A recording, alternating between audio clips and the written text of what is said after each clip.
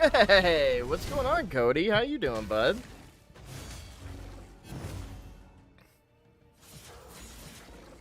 What games are you playing these days, Cody?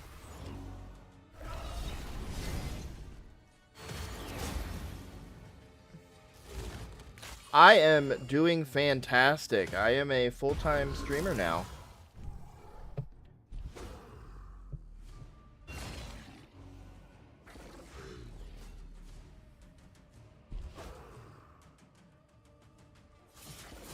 Streamer, YouTuber, content creator, all of the above. Thank you, thank you.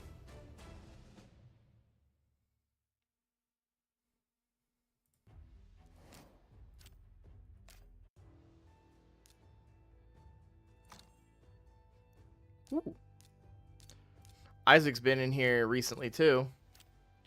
Love to hear it, man. So happy for you. Thank you. Yeah, no, I'm happy, too. I'm the happiest I think I've been in a while. Being able to do this. Now I need to figure out what I want to do when I grow up. Yeah. Yeah. It's hard, man. It's hard. You know, I'm not gonna like blow up your personal life or your history, but you know, I'm in the same boat. A lot of, you know, difficulties in life. We'll just put it like that, right? And that's the great thing about doing content creation is that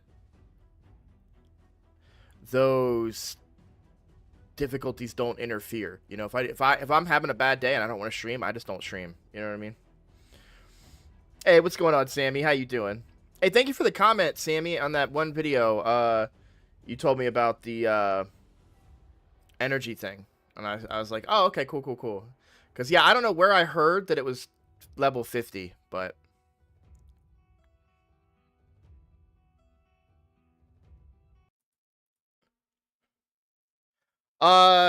so Cody, in a couple of weeks, I'm gonna have a birthday stream. So, if you're able to make it for that, I have to clear it with the wife still, but we're probably looking at the 22nd of February. That's a Saturday. So it's tentative, but would love to have you there, bud. I don't know if you've had a chance to really see how big my chats get right now.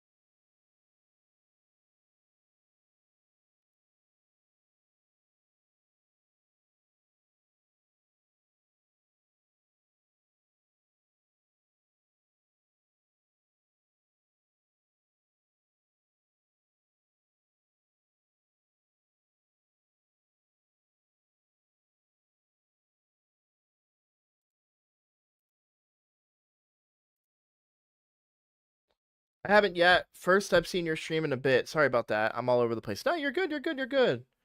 But I see 4.28K subs down there, buddy. Yeah. Yeah, that's over on the YouTube side. I multi-stream right now, so I'm also live on Twitch. Nobody's watching over there at the moment, but yeah, I have a chat thing here, so we can have both chats up. I'm streaming about an hour late from my normal scheduled time, so I think a lot of people are not here yet. But yeah, it's been going really good. Just trying to find my spot and all this. I did a collab with a couple of different guys, some that have had over 10-20,000 views, so we're building the channel. It's really easy. I don't know if you ever used Stream Elements, but Stream Elements is the service that I use. That's how I got the raid sponsorship many years ago when I first got it. they just throw sponsorships at you pretty much regardless of size, as long as you're consistently streaming. But yeah, I use their version of OBS, and in that version, there's just a little thing. I wonder if I can pop it out. Oh, yeah, I can. Look at that. So I can just turn these on. Like, I could stream to TikTok, Twitch, all of that.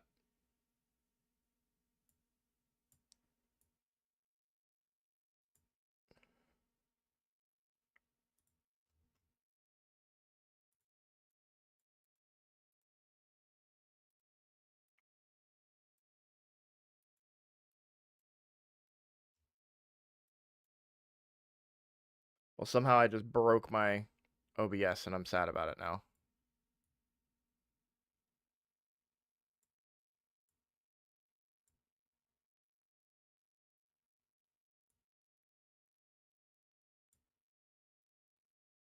What's going on, Amari? How you doing?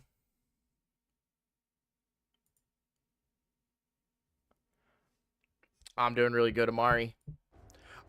So the challenge account is pretty much spent. When's live arena start? How long do we have? We got an hour until live arena. That's pretty important to get done on here. Let's see. Doom Tower keys are done, except for silver keys. We should do another clan boss key. Let's knock that out really quickly.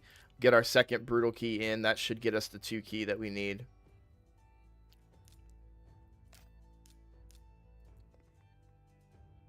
Hey, what's going on, Cody Nash? How you doing? Yeah, 2 Codys in here now.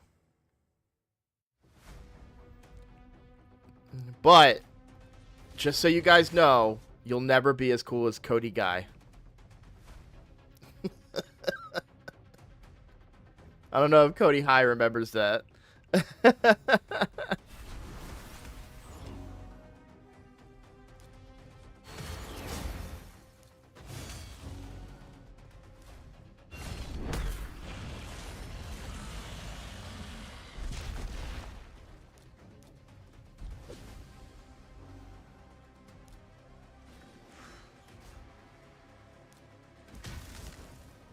So quick little insight. So Cody High, who's in chat right now, that's somebody that I was in the military with for many years. Probably one of my closest friends.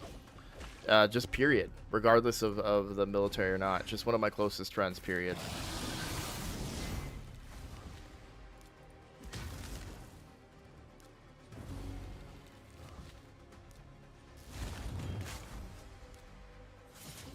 So, actually, Cody, you'll like this.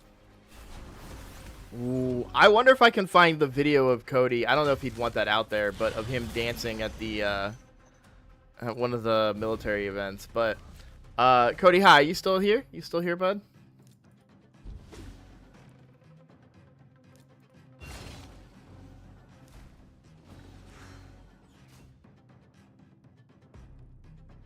Yes, we want it. What's going on? 1 like for 10 viewers. Come on, 1 click for the support. You want the video? I gotta find it. That's gonna be hard to find. I don't know if it's on my phone. I know it's on my Facebook. The wife gave permission, so we're gonna go for it. Let's see if I can find this.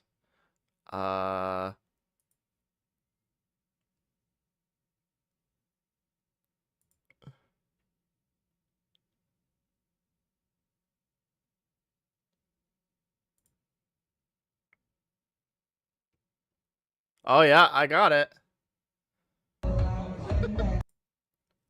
Okay.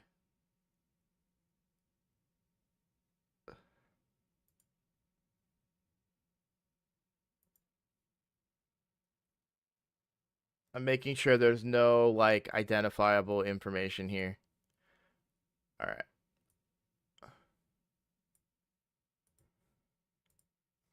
So this is Cody High in chat.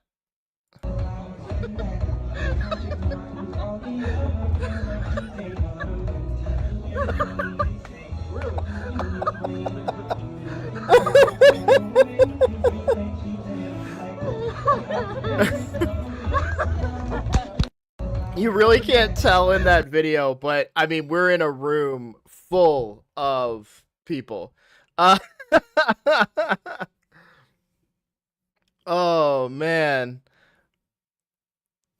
That's creative property right there. uh it's called the Happy Dance. They definitely need to give vets a raid discount and let them into that new program. Well, I'm trying to get in the content creator program still. I think at 5, that's why my goal is 5,000 subscribers. If we can get to 5,000 subscribers, I can apply for the content creator program for raid again, and hopefully I'll have a better chance of getting in there. So, you're welcome. Do you go by Liz? I don't. I've only met you, I think, like once. They always paying anymore. Sexiest moves ever. Playing, not paying. Yeah.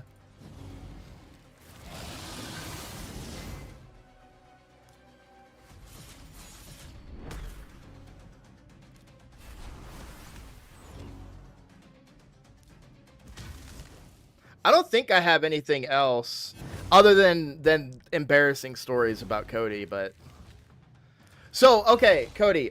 Oh, and this goes out to everybody that's hanging out. So for my birthday stream, I'm trying to come up with like goals, for like money, like if I get to like 30 subscribers or something, I will do X, or if I get to like $500 donations, I'll do X, right? Do you have any ideas on what I could do? Hey, what's up, Flakes? How you doing, bud?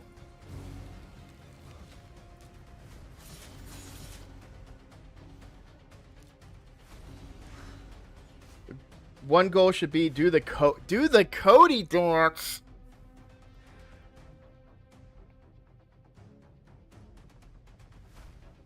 I don't know, man. That's a tough one.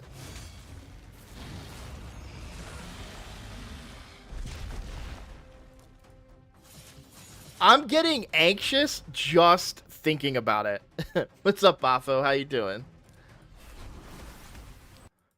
I'm sweating just thinking about me dancing like that.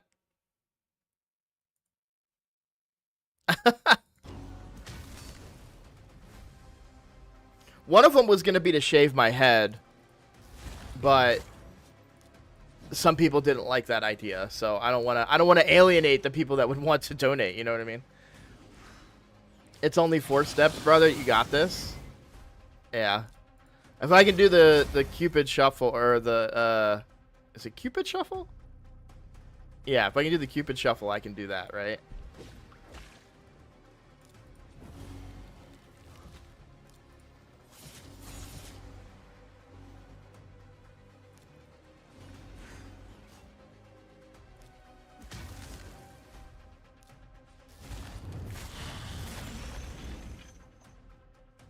Interesting stun target choice there.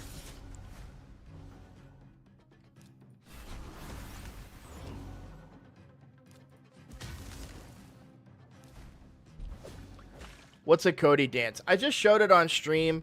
So there's an old real life friend of mine that is in chat right now, Cody High.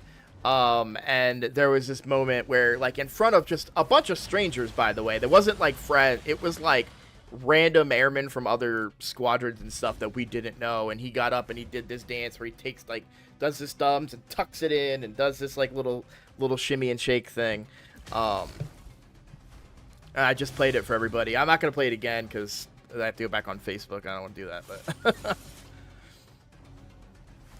you know what I should do? Oh, you know what you should do? I can get you that video, Cody. If you ever want to do content creation, man, that would be an awesome, like, subscriber alert, or member alert, or follower alert, your little dance. Mine is just some kid, like, skidding across the screen. Hi, puppy. Hi. Do you want to be on camera? Do you want to be on camera? We can go. Come here. Hey. Hey. Let me move my microphone. Hang on. Hey. Shake. Shake. Oh. That's a good boy. That's a good boy. He's a good boy. He's a good puppy. Hi. He's a good boy. He's a good boy. I'm trying to get him on camera a little bit more, but he wants to get down. Yeah. He's okay, buddy. Hey. Well, nobody became a member or donated, so I can't give you a treat, buddy. Yeah, come here.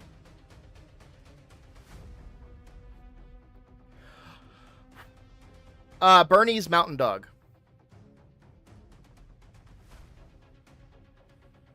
Are you, well, shoot, I don't want to give too much information.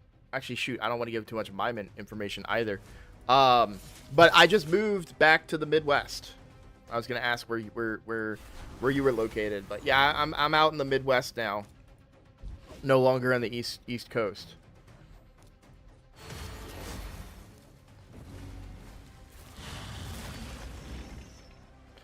I don't really want to say where on camera, but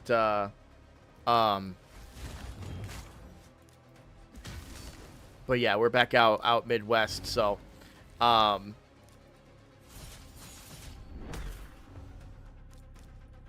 if you want to know, I can message you later about it.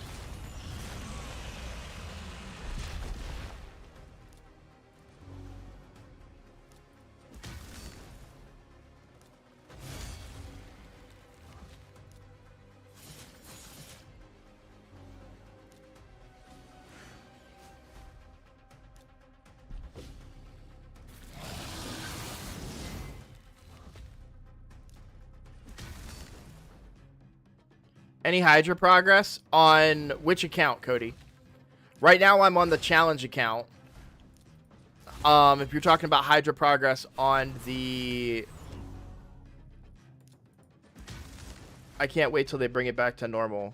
Either. So I haven't done Hydra this week, but the main account we're about to do Hydra on. I wanted to knock out this clan boss really quickly, and then I might actually log out of the challenge account for a little bit, which is kind of unprecedented, but I really don't like streaming with 3 versions of the game open, and I don't want to interrupt the free to... Hang on. Is it still going to keep playing? Yes, okay. So that's running on auto right now, and I don't want to interrupt that because that's working towards getting the shards for the Prism shard, so I don't want to interrupt that. So I'll probably log out of the challenge account since I'm out of energy right now. We got to make sure we use my energy up before I do it, and then I'll go over to the main account and we'll play.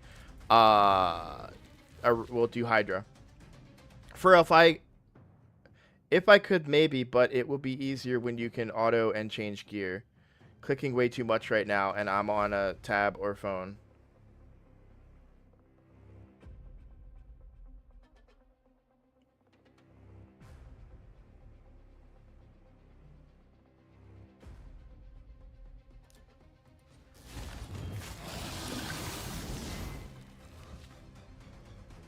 Oh, you're talking about using more than one account? Yeah. What's interesting is I found that I really struggle because I also play my main account on my phone. I also kind of struggle to really like do the high level content on my phone. I prefer to do it on the computer. So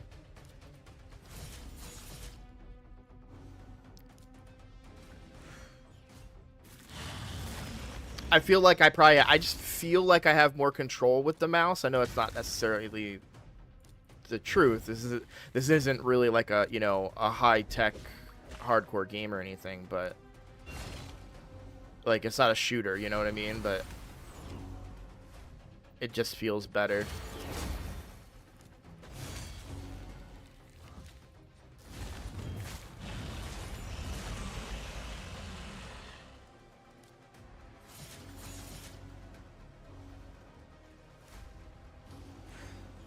What I tend to do is like I'll have multiple games up, but like this is playing itself, right?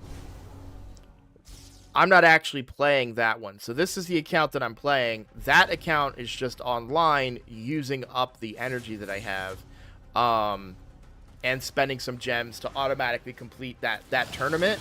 so I can get those Prism shards to potentially pull a new champion on the free-to-play. I should probably do it on the main account too, but the main account, man, it's so steep. It's 6,000 points on the main account. Like, for not great champions, as far as the main account is concerned, like, there's really nobody on the Prism pool that I want on the main account. We'll look at it here in just a second. This run is almost over. Sorry it took so long. It usually doesn't take 13 minutes, but I've been chatting a lot with you guys.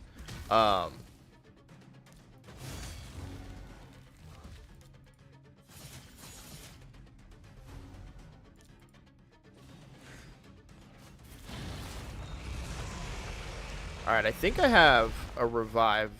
I may actually have already had it and forgot to use it, to be completely honest with you there. Let's save that for one turn. That might be a mistake. I might die off of that save, but yeah, if we can revive, and I think to...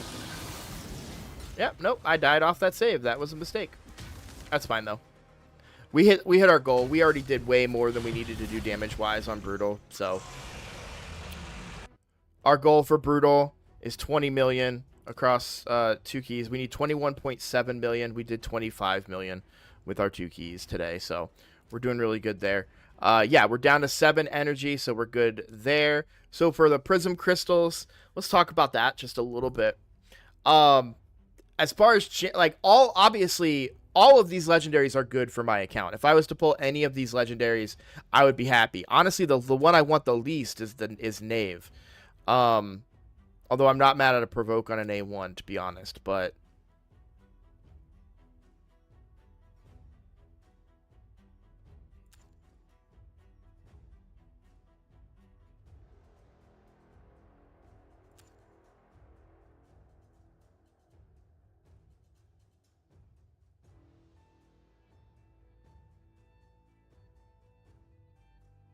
That actually might be pretty good. That's kind of like the passive of the Lizard Man. Lord... I have him on my free-to-play, and I just can't remember his name right now. Lord Vargal. Yeah, Skull Lord Vargal.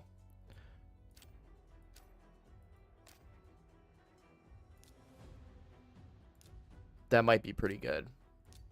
Just for destroying HP, but I don't think the problem is it's very niche. It's not an all-rounder champion, right?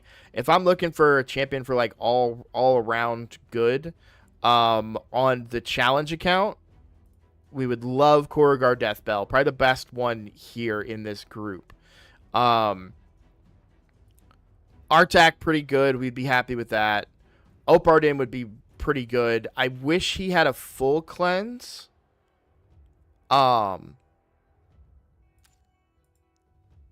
Instead of this kind of situational cleanse that he has, but if you combine him with Ugo, you kind of could probably get a full cleanse out of it. So, and then a ton of healing. Turn meter reduction, that's going to be pretty good. Double hitter, like he would be pretty good. I would not be mad at him. Bells is interesting. I haven't had the chance to use Bells on either of my main accounts that I have him on, since he was the fusion, or not a fusion, but he was a guaranteed. But I have a feeling he would be pretty good in an early game setting. Consistent leech, obviously block buffs, decreased defense. If we didn't have Ugo, I would be less upset about him, but I think he's a little lower on the list. Likewise with Bivald, mainly because these guys don't help me in Clan Boss. They really only help me in other areas of the game with like crowd control. But I don't feel like they give me the type of support or the type of help that I want for Clan Boss progression right now. Krokmar, I think would be pretty decent. I think he hits pretty hard.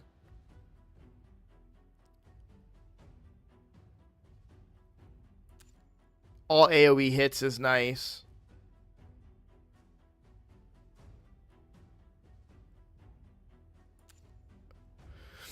Crit rate, crit damage for the whole team, and an extra turn. Pretty good. And this can probably add up pretty quickly, right? Decreases target's attack or defense, as well as accuracy or resistance, depending on which stats. The highest, up to 30%. So even if he's just dropping Clambot, like, I think eventually he would be able to drop both, no? Like, it doesn't really make sense with how it reads, but you would think, right, if he drops the attack, and now the defense is higher, then he drops the defense. Like, if he could drop both, I don't know if that works that way. I truly don't know, but it's interesting to think about. Krokmar Artak sounds good to me, but that's like 2 out of too many for me. It does not work that way. He's B tier. Well, but we're talking about the challenge account right now. So, I love Mortu Macabre. And the great thing about Mortu Macabre, he brings a speed aura in all battles, and Peril, he needs no books. 0 books needed on this guy, and you don't need ignore defense gear on this guy. You can just build him high HP and just wait until he procs Peril, because there is no books required for anything other than these abilities that you do not care about. I would not be mad at a Mortu Macabre for this speed aura. I'm being completely honest with you. I know people are not, he's not super meta these days, but build him tanky, build him strong. He hits hard. For the bosses that I'm facing right now, that would still be pretty good with the damage that he puts out. So, yeah, I would not be mad at him. And then Snick Track is another really good ally protect champion. The reflect damage on all allies is really good for Fire Knight as well. Decreased speed. There's a shield. Probably a pretty big shield, and then a pretty consistent leech for healing too. So I could see a world where I would run like Snick Track and Taragi and take out the Tagore. And then that would be my ally protection, essentially. I would have 2 ally protectors, manual the fights, and rotate the ally protections to try and... We also get, 2 different champions with decreased attack. So I would be happy if I got him. So pretty much, I mean, there are certainly some legendaries here I wouldn't be happy with, but the epics is where it really drops off. This is a rough one. This is a rough one for epics. There's probably only 1 epic in, maybe 2 epics in this group that I really want on the challenge account. I don't know what she does. I'm just looking her up. Increase defense and a heal on a 3-turn cooldown. Okay, I wouldn't be mad at Captain Tamila, because that is a terrible cooldown. A 4-turn cooldown on a 2-turn ally protect, that's bad. That's not good. I take back what I said. There is a possibility that I could rotate this to help, balance my damage, but that needs to be a 4-turn or a 3-turn cooldown when booked. That cannot be a 5-turn or a 4-turn cooldown when booked, because that ally protection, like, you would need insane speeds to pull that off. To put it in perspective, you've got Taragi. This is a 3-turn cooldown for an ally protect. It's just better.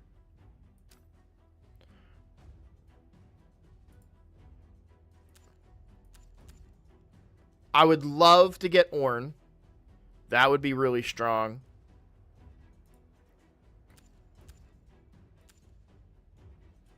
I don't really see the point in Elsinia. Definitely not wanting Duodon.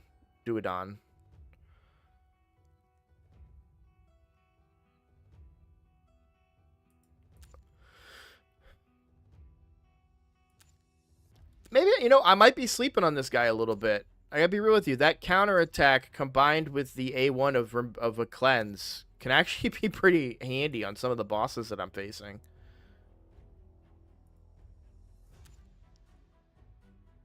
It's just too selfish, but for an epic, that's not bad.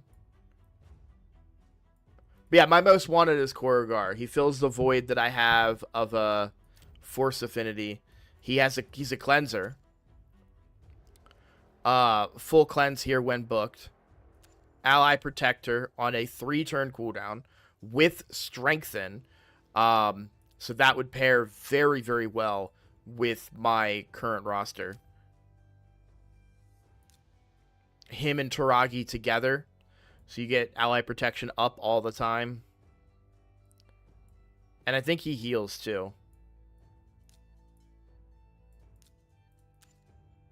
He self-heals. Keeps himself alive.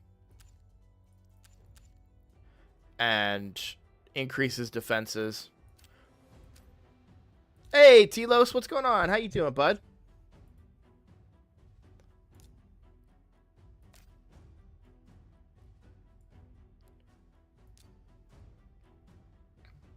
As far as completing that tournament, I think we end up completing it tonight with my energy that I would get tonight. Because we're at 1334 right now. Maybe not tonight, but probably tomorrow. But that's where all my energy is going to go, so it slows down my progress just a hair.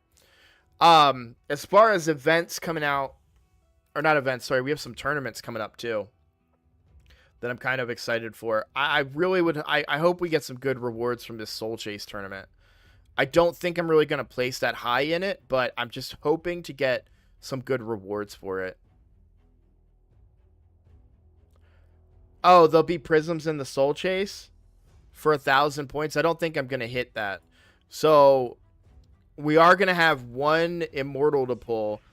We have 4 mortals. I don't think we get anywhere close to being able to pull enough souls. Unless we get credit for in the Soul Chase. If we get credit for the Alice soul, that'd be pretty good. What's up, Hyper? How you doing, man?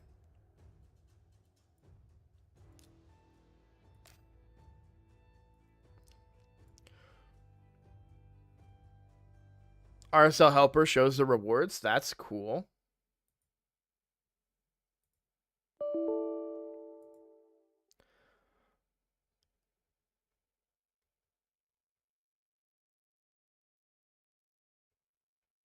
There's the Soul Chase. I see it.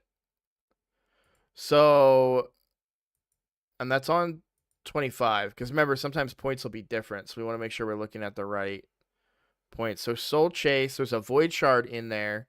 Energy and Gems. 1,030 points get the crystals. I'll be doing that on the other accounts. I'll pull for the crystals on the other accounts. But I don't think getting 1,000 points on the challenge account is going to be very, very hard with only like 4 souls to pull. We'd need to hit really big on some of the souls. But we'll do it. No reason not to. Okay, have they said anything in the calendar about this weekend? There is a champion chase.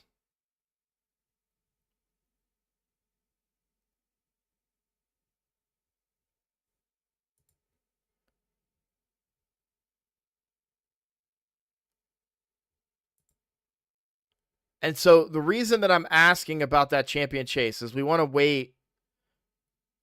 This should still be going on Friday.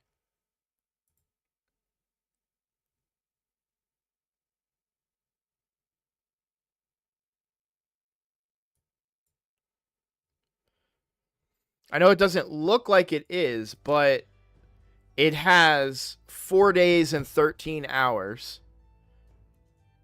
So that would still be...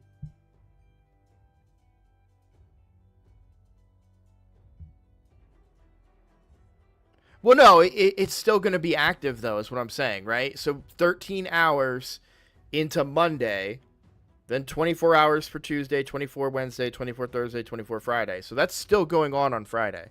We don't have to do anything tricky. That will be going on Friday. Just based on the hours.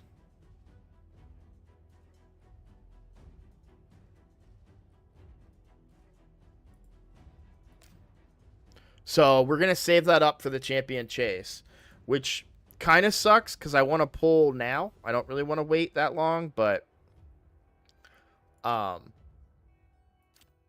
It is what it is. Do you guys think I should 6-star Magnar? Do you think that should be my next champion?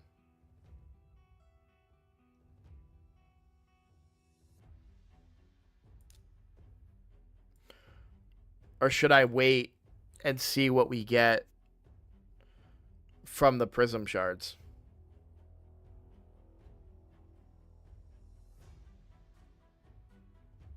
With my gear 50 for Faction Wars? Tilo says wait. Wait for Prism shards, says Baffo. Yeah, I agree. I think he's a good champion, but I think you guys are hitting the nail on the head with my gear. The only way that he would be really good is if he was in Alice's gear, because Alice is just built so good. What about Ugo? Ugo. Okay, so Ugo has to get 6-starred because I need, later on down the missions, I need to ascend a Magic Affinity champion to 6 stars.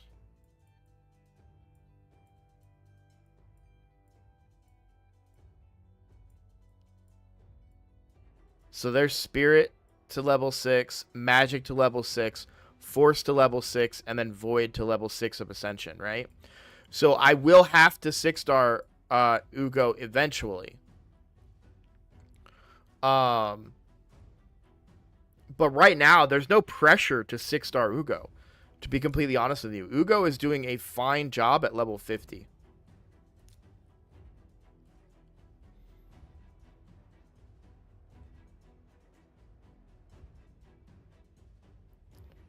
The only pressure would be to get Warmaster on her. No armor penetration, he will suck. He'll still do more damage than Kale.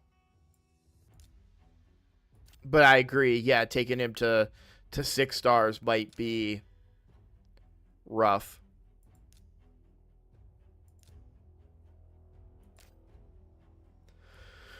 I think these Ancients get saved up until... Because I don't know. The Fusion is a little ways away, I feel like, right? Because we have 1 week left. So here's what I think is going to happen. Warmaster? What do you mean? Yeah, I said that I need to 6-star her to get her Warmaster. Yeah, what do you... Yeah. You go Warmaster on everybody. What are you talking about?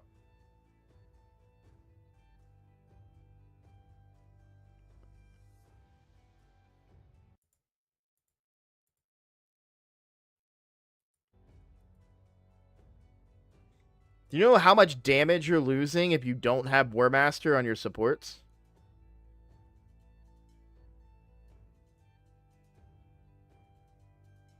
Especially when you're talking clan boss. Yeah, on clan boss, that getting Warmaster on Ugo is going to be like 3 to 5 million damage.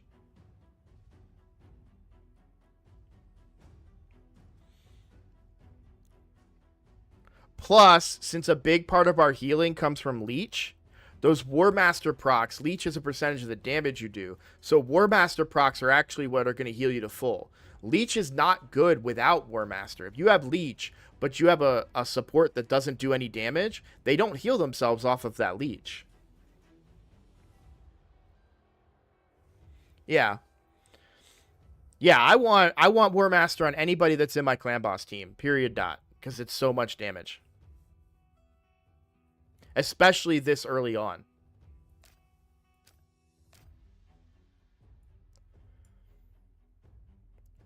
It's very rare that I go a full defense support tree build on any of my champions. It's very rare I go defense support. I'm almost always going offense tree in some capacity. And like, even if you come down here and look at like Eagle Eye, you don't really need that. Honestly, you don't. There's very few champions where you're going to need, like, you can get that 50 accuracy from other sources. Like, the need, maybe you want it, but the need is not there. I don't know. Maybe there's an argument for oppressor. Yeah, exactly. Just for PvP. Timely intervention. I feel like speeds are what they are.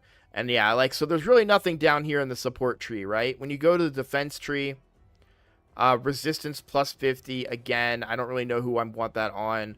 Fearsome presence is good in certain situations for certain champions, but Bulwark is interesting. I could see some use for that. And then again, yeah, Iron Skin, 200 defense. Like, that's a lot of defense, yeah, but it's not what I'm really looking for. You want to get that extra 4% of the target's max HP. Truth be told, I probably should have Warmaster on my Alice, which sorry, I'm blocking it, but on my Alice, I went for PvP build because that's really where I was expecting to use her. But she's honestly oh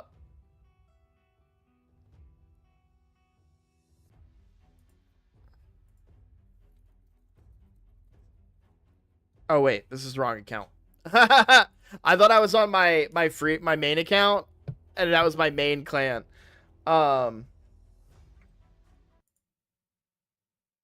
Also, if you manage to have Leech on the clan boss, the Warmaster Giant Slayer hit heals you to full. Exactly, Thomas. Yeah, I think you may have missed me just talking about that. Yeah. So that's a mistake that I didn't think a lot of players made, but it's possible that a lot of people sleep on the power of Warmaster and Giant Slayer.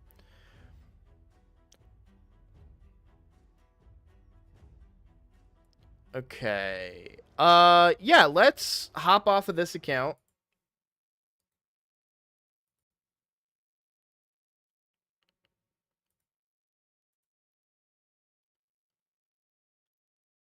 We'll let the free-to-play keep farming Sand Devil. And I'll get on the main account here.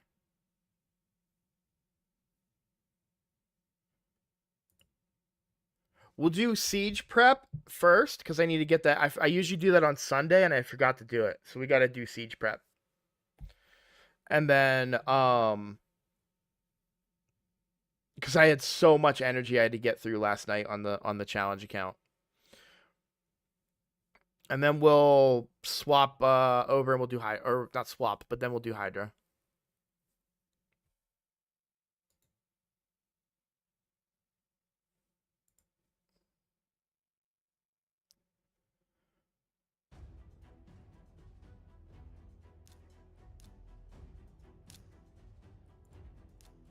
I went Eagle Eye till I had enough gear.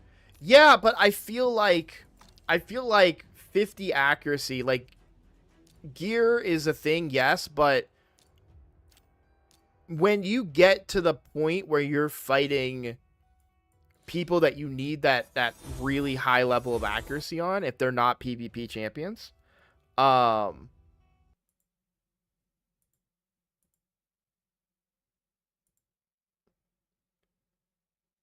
you don't need it for long. Yeah. Cody on. Oh, Amari's asking if you meant that you needed the accuracy for clan boss. Yeah, I really doubt that you needed it for clan boss, but like very, very early game, it's possible. What I do to make up for that is that I can't show you right now, but my priority is the Great Hall accuracy on the challenge account. Oh, shoot. Maybe we won't do Hydra. I take that back, because we're going to do live arena on the challenge account. I just realized that. I need to do live arena today. Hey, Sacred Shard. Let's go.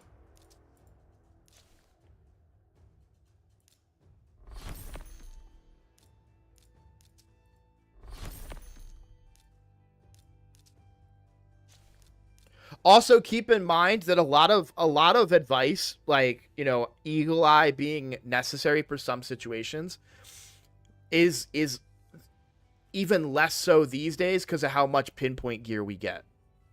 Hey, what's up, THC? How you doing?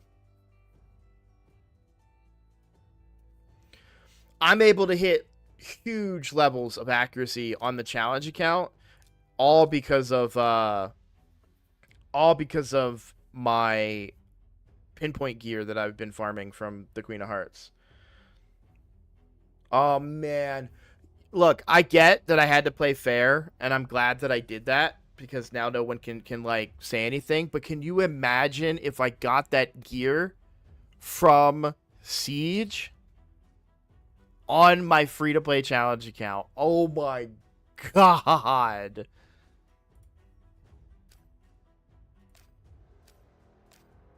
Would have been so good.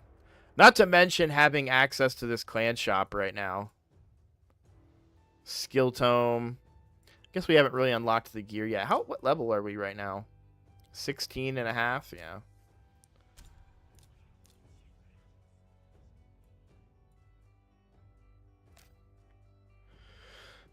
That was like, what, 12, 15 mythical pieces? Oh, let's take a look. I always do that. Apparently I already looked at them. Or I didn't loot them. No, I did. I've already looked at them, so...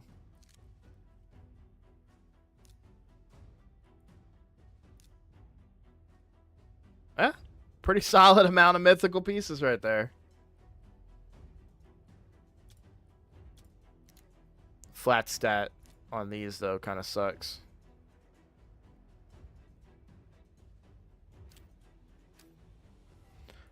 Tempted to reroll, but I will refrain.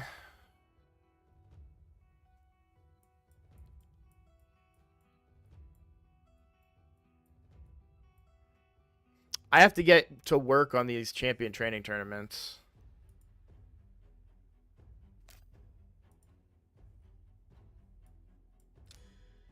I don't know when I'm going to be able to fit that into my schedule. I think I'm going to skip this Prism shard. What's the trick, guys? What's the trick to saving...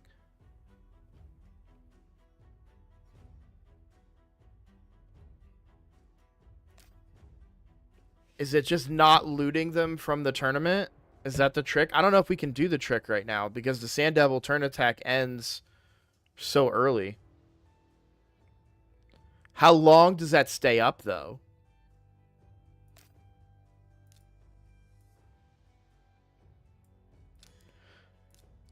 Because, like, nobody here helps the main account. The free-to-play, I want Krokmar on the free-to-play. Because I need somebody to pair up with my because he's all AoE, like I put him in a hex set, brings good buffs, but I want to pair him up with my I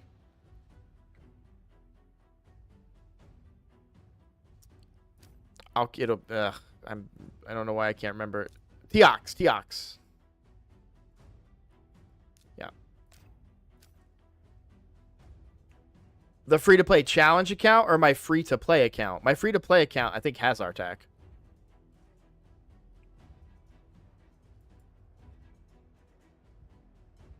Two to 3 days after.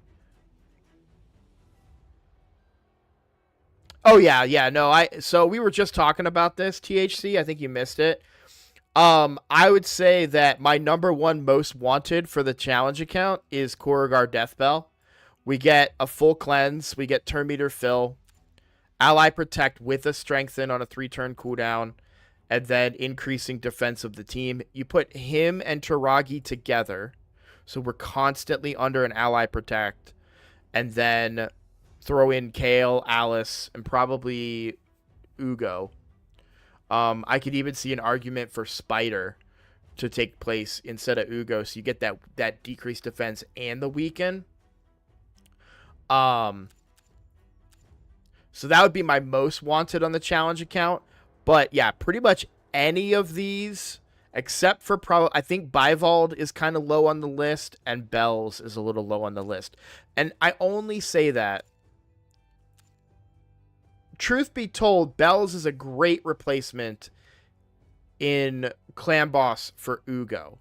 I will say that. I don't want to sleep on that. He's going to do a lot more damage than Ugo does while still bringing leech. If anything, a more consistent leech. And decreased defense. Albeit an inconsistent decreased defense, but still.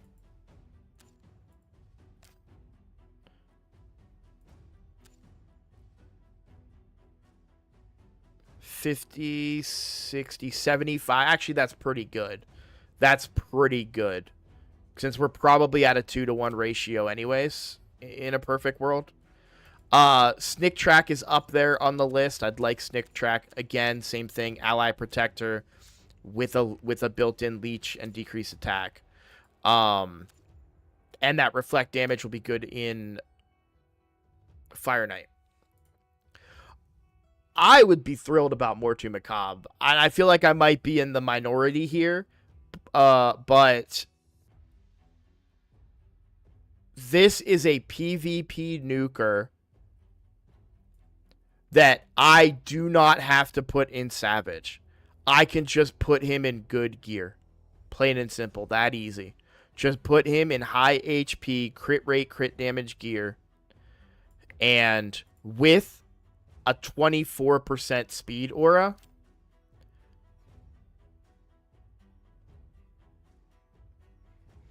Yeah. Exactly. Strong built Mortu, still slap the taste out your mouth. Yeah. So I would not be mad if I pulled him on the challenge account. 3 epics I would want. Maybe 4, because both is not bad. Both is pretty interesting. Because of the increased accuracy can come in handy. And it's a mini cleanse. So I could see both being really good, especially against the spider boss in Doom Tower. I would build him immediately if I pulled him. Because spider boss, I think, is about to wipe me. Have you heard of the Mortu Macabre tech into Marius? I have to try that still. I have him. I use him in an Amius hard rotation. I use him in a hard rotation as well, but I actually don't have accuracy on him. He just does a ton of damage. I'm not familiar with the tech you're referring to, but yeah, I think I have Mortu on my main account. I have him built on the main account. I'm on the main account. That's right. So I love him. He's in my. I mean, he's been in my main team for a long time until I built the team I have now. But I'll take the chat off the screen here. So 100k HP, very slow. By the way, you want him slow in an end game build. 100% crit rate, 328% crit damage. I could get that crit damage up by quite a lot, I feel like.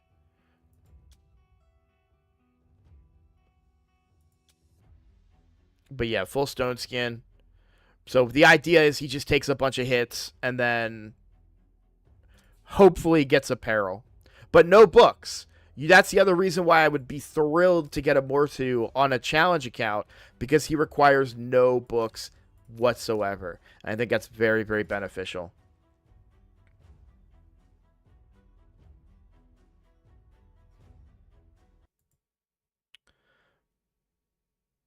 My understanding is he goes nuts after you proc Marius passive. Let's take a look at Marius passive. I don't have it memorized yet. This champion is immune to turn meter reduction effects and decreased speed debuffs. Whenever an enemy changes form or attempts to decrease this champion's turn meter, counterattacks using this champion's default skill. So you're basically, I get what people are saying. Yeah, you're basically trying to activate this so that he forcibly activates your Mortu Macabre, and then you can light him up. That makes sense, because Mortu Macabre, the biggest weakness of Mortu Macabre is that Peril only has a 20% chance to proc, which is not great, of course, but which is really weird that they put him in a speed aura. You don't want him going fast. You want him to go last. You want him to get punched a bunch so that then he can hit back. But still, yeah, no books, high HP, Regular arena, yeah, he's gonna put in work on the challenge account if I get him. That's a big if. Unfortunately, I don't not too happy about any of the epics that are in there. It is, but I don't ever use him. Any siege team he's on is a go second team, so I never use the aura. We are falling behind on our Void Shard progress for sure. I need to be getting more Voids on this account. We are running out of time. I really wanted to be... So, am I off my pace now? I'd want to be at 33 shards right now. So, we're at 48. So, we're above my pace. But that fusion is going to be any day now. Hopefully, it'll be towards the end of February that they do a guaranteed. If they even do one at all. I mean, I might be saving up my shards for nothing. So, who knows? Alright, let's do Siege. That's what I wanted to look at. Let's do Siege prep. On the main account, I still have a team to place. 2 teams to place. So... Unfortunately, I don't think there are any good conditions for me. There's not a single Skinwalker's condition.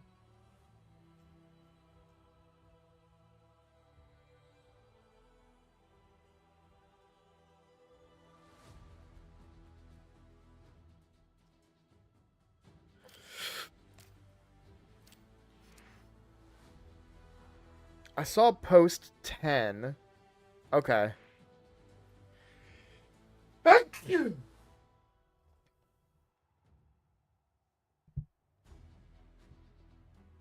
Hey, RB, what stat should my Neldor have for Fire Knight Hard 6? Speed and accuracy?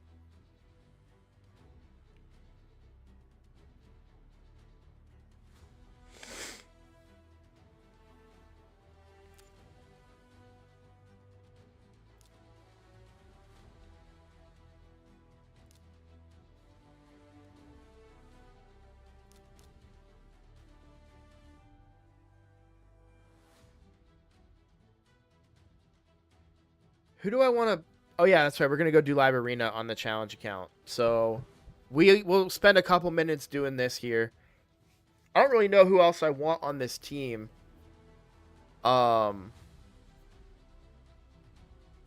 there's a few different options. I also don't really know... Well, wait, I think I have a preset defense team.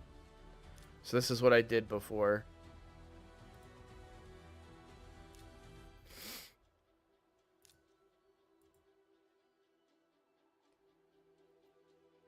Regosh for the stun.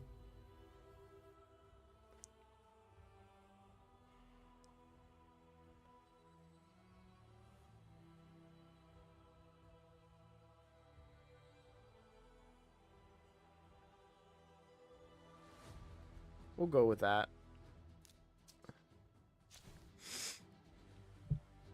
345 minimum, I believe, is for Fire Knight. Yeah. By the way, is Androck only good for Hydra? Just curious. I wouldn't say that. No, Androck is good everywhere. It just depends on when you get him. This passive is insane. Critical hits inflicted by allies fills the turn meter of all allies by 5%.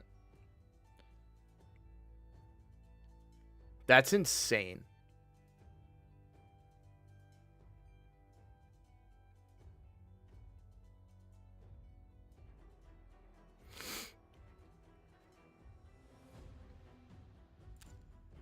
Then you have strengthen, increased resistance, continuous heal. An AoE hit that heals your whole team.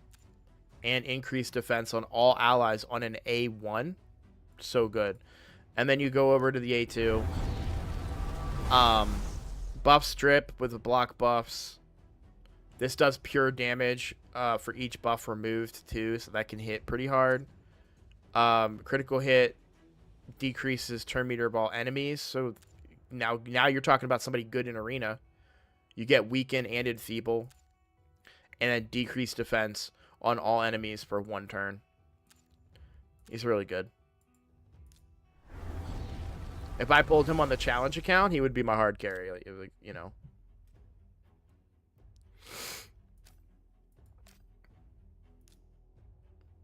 Yeah, I haven't quite figured out how to fit him into the Chimera team yet, but I do agree that he would be good there. We have one other team to use. What team am I using in here? This is my... Yeah, that's like my tanky team. So I need a place to put the...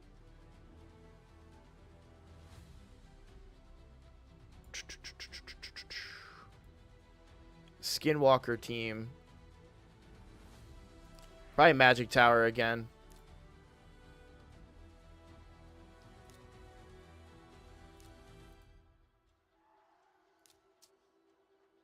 It's my best team right there. I really want to put it in a Skinwalkers only thing, but, you know, it is what it is. All right, so for the Stronghold, I think we do the reflect damage, right? Defense teams, champions, destroy, no. 5% for each buff on the target, no. Defense team champions deal 20% more damage to target, no. Ignore 20% of target resistance, no. Yeah, so I think we go with the reflect damage. By the way, this is the last time that I'm going to use mana for a little while, because all of us should be getting our Lamasu here. So I really want to spend mana to try and maximize our chances to win.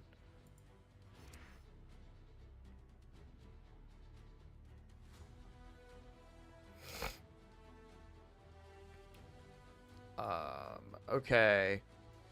This Magic Tower, we've got Force Affinity damage dealer and a Spirit Affinity damage dealer. That's actually kind of not great.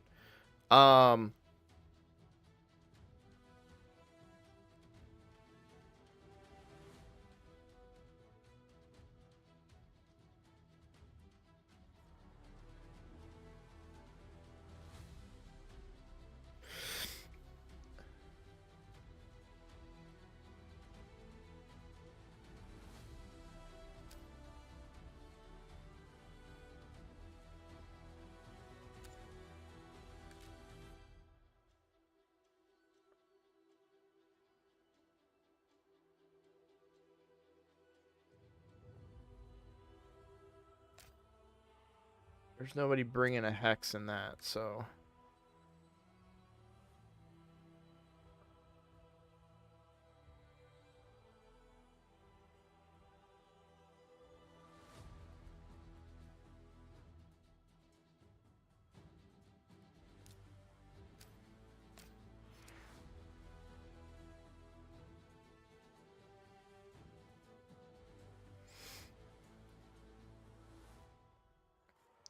Let's see. So post 15 is vodka. Support only. Alright. So we want to boost this Lazarius with the Magic Tower stuff here. So not going to be that one. We're going to use this. So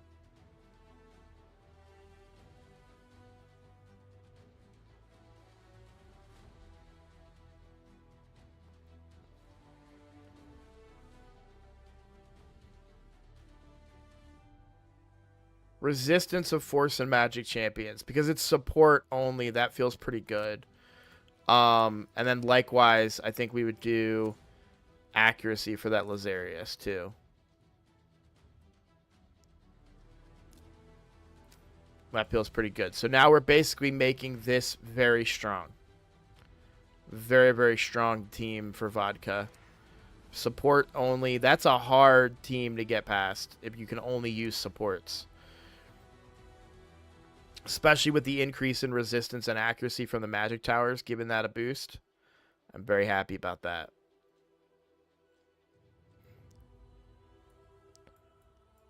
Defense Tower 5.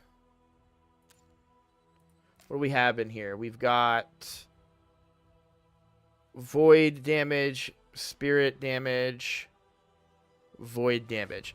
So a lot of Void damage in here. and spirit, so we're doing pretty good. Um,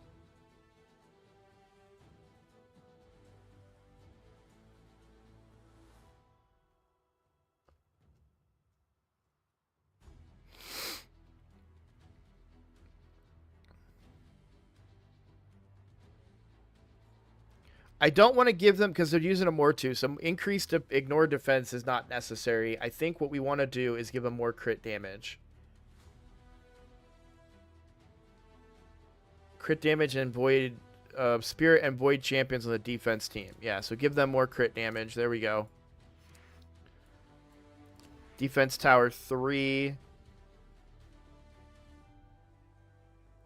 A full support team and magic damage.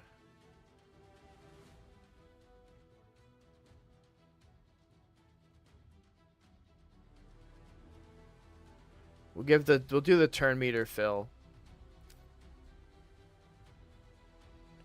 So this arbiter speeds this team up a bunch.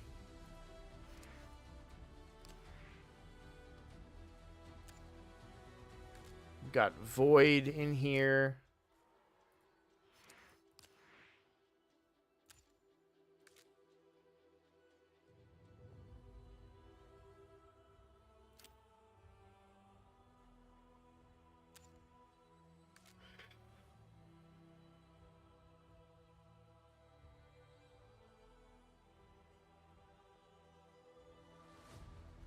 Yeah, we'll increase the ignore defense of that Narcissus there.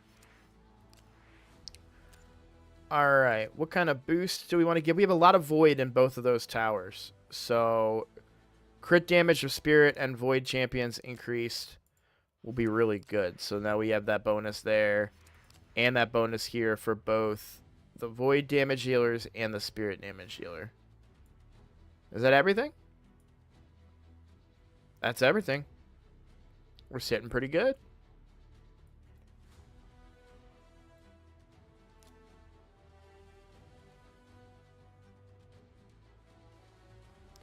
Be interesting to see what happens.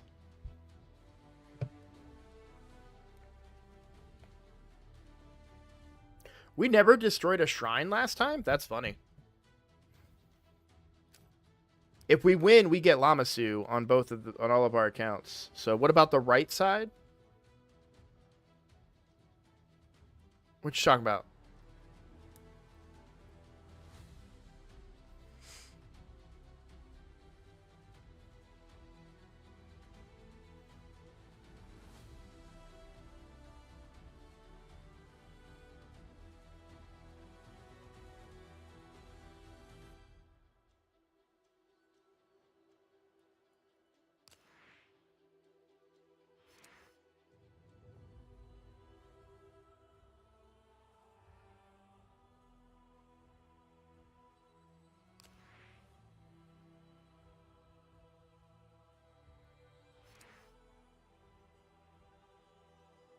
Yeah, I mean, this is a weakness for us. Like, if they get past vodka, they're going to have a hard time.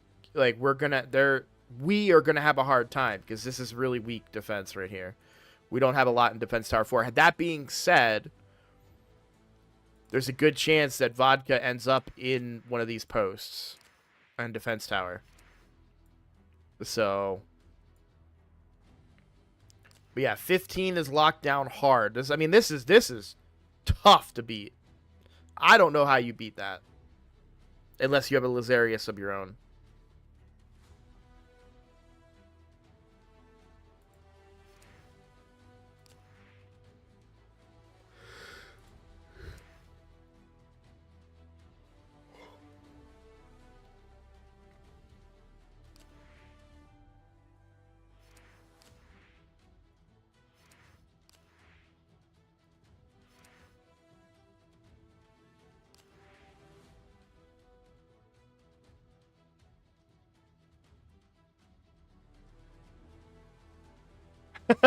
Two or three Armanzas.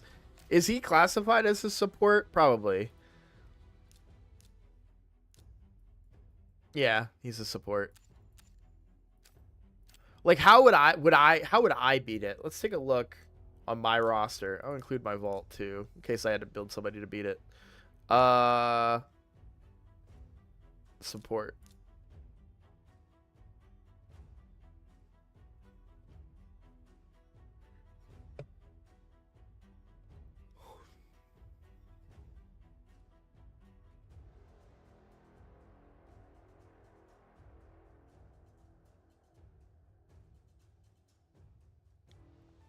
Yeah, I got nothing.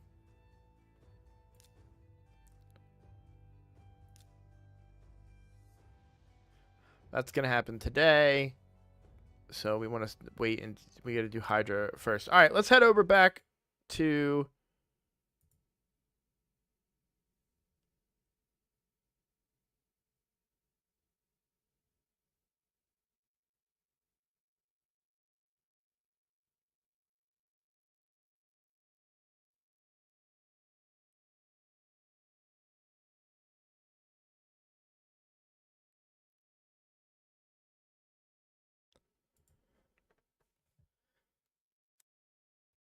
Sorry, I had a DM that I was reading.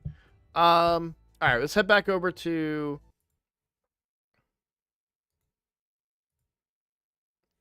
the challenge account.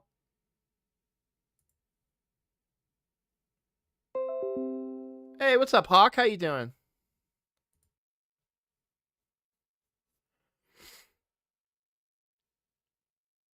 Do you think they will make it so you can replay instant Hydra keys? They did. No, they that's announced. That's actually been announced. So I'll read it to you here. Announcements.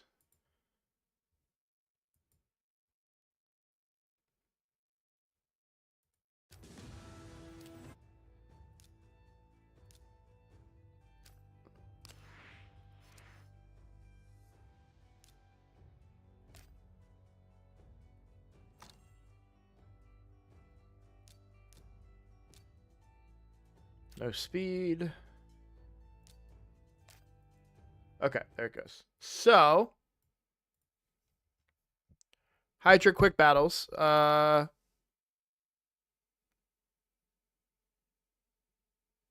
Once unlocked, you will have a total of 5 quick battles available per weekly Hydra cycle. Overall, not 5 per difficulty. Once activated, quick battles will launch a background auto mode fight against the Hydra and calculate the results. It may take up to several minutes, depending on the number of turns.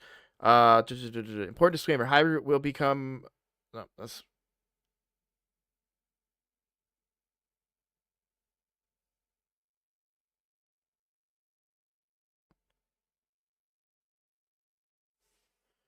One key.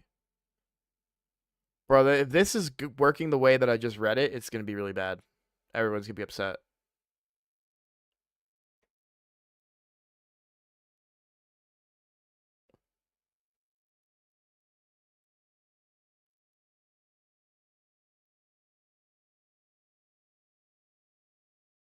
So you can keep or disregard them without spending the key. Oh, wait.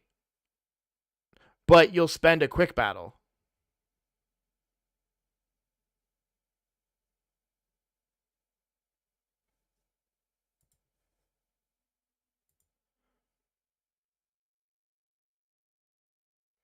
I'm surprised people are okay with that. I feel like people are going to be like, what do you mean I can't just keep rerunning Hydra over and over again?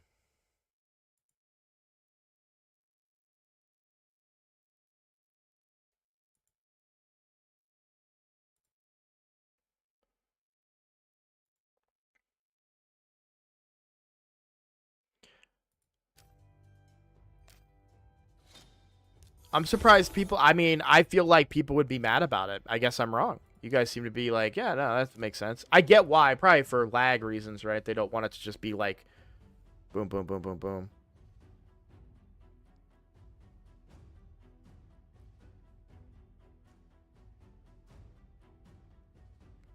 What the hell just happened?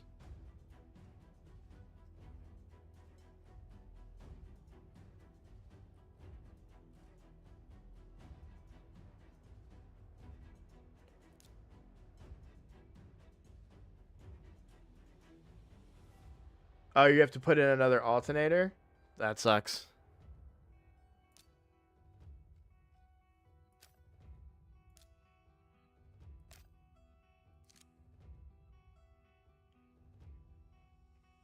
All right. Live arena time. We need 5 wins. We're going to have 15 battles. Let's play him at least something. Yeah, I mean, I guess.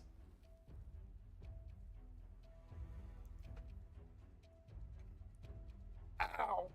I have to remove the sub frame. The sub, like, is that like a vehicle thing?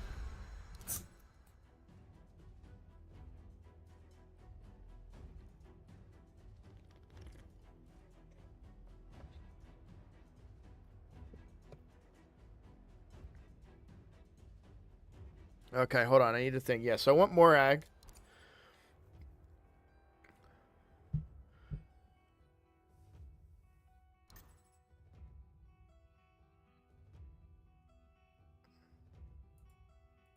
And I have to pick them in this order. So I've learned a lot, guys. I've learned a lot recently.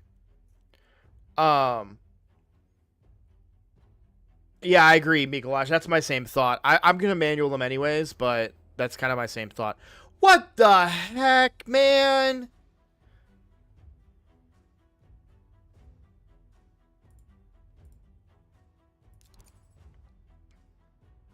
It was so reasonable. I was like, okay, this guy probably doesn't have much to work with. He's using Ninja and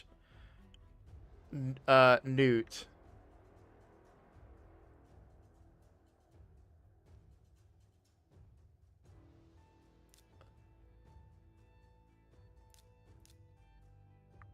I don't know who's more dangerous. I'm going to go that.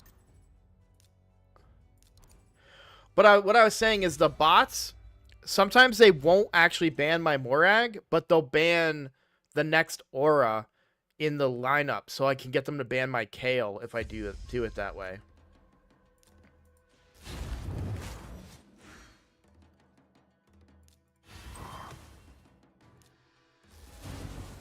Instead of banning my Alice. We should ally attack here and take out the Tagore so there's no revive. Okay, and then we get to do another attack. I don't think Newt can kill us. I doubt he's built good enough to kill us, but Frolny is scary. We do get those counterattacks. We'll cleanse. Let's go.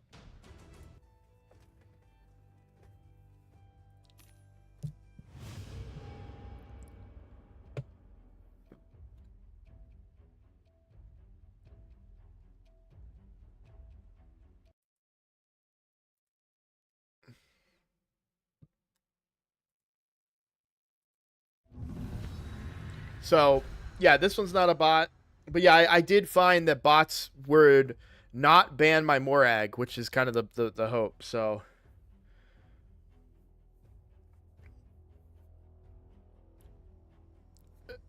it might be that, so bots always ban this slot, but, and I don't know if this is a bot thing or if I'm not actually playing bots anymore or what the case is, but I have found that because Morag does not have an aura and I put her here, sometimes they would ban my Alice down here. So what I've done is I put Kale there, and I found that the bots ban Kale if he's down there because of the aura. Provoke unkillable on herself and increase cooldown on A1, I think, and a heal. I'm talking about Morag? Or not Morag, sorry, Geralt.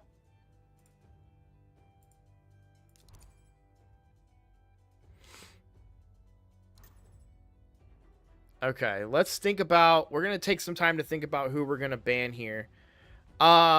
Is it just Herndig? I feel like it's Herndig, right? Like, Herndig makes the most sense to ban here.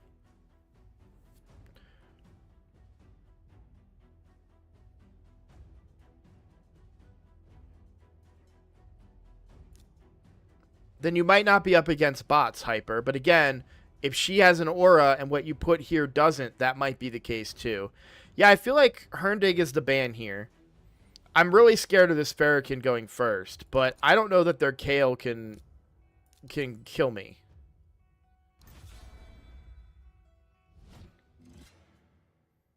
You're probably not up against bots then, Hyper. You're only up against bots after you lose 3 in a row. This is not a bot, what I'm facing right now. This is a real guy.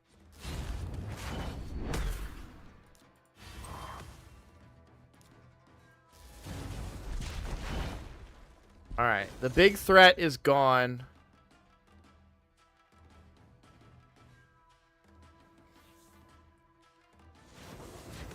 That was a smart turn meter play there because I could have got a kill on Farrakhan from it.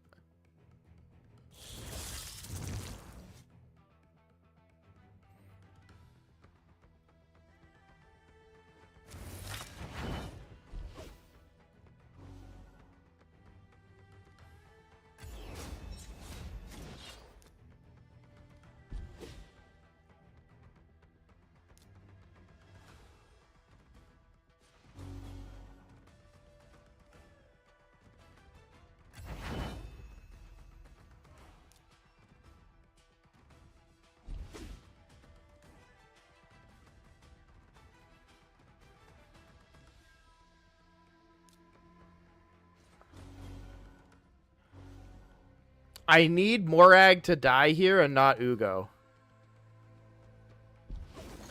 Damn. Yeah, that is definitely a real person.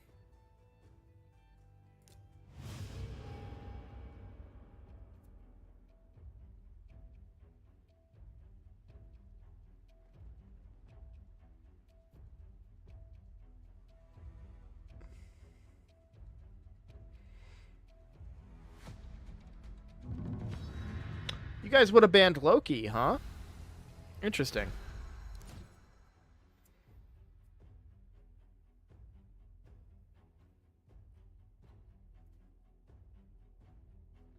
Wait, is this that bug? Do I not get to pick here?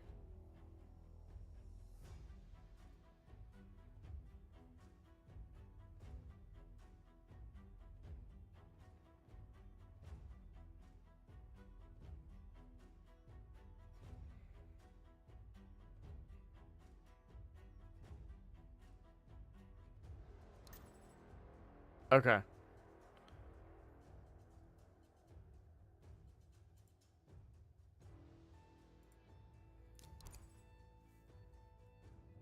I have no clue what happened, but it fixed itself.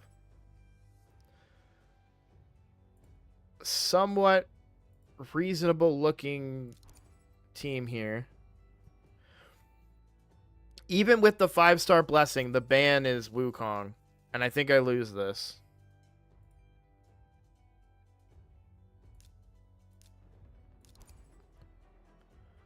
They banned my Alice.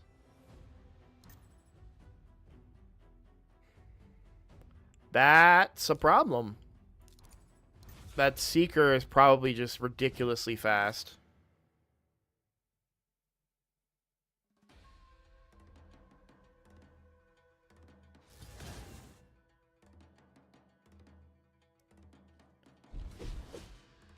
It's smart. If I had a Seeker, this is exactly what I would do. Yeah, I can't compete against that. Nothing I can do there with my roster. Other than ban the Seeker, I guess, but then they get a speed aura, which I'm pretty sure would have been the break anyways.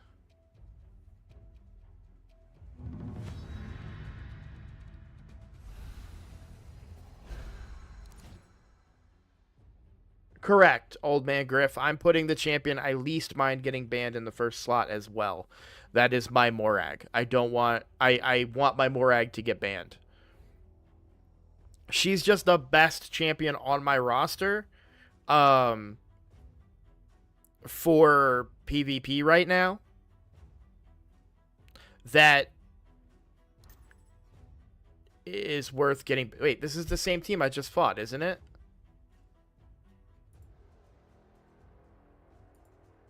I mean, I guess I get to learn if there's a different approach.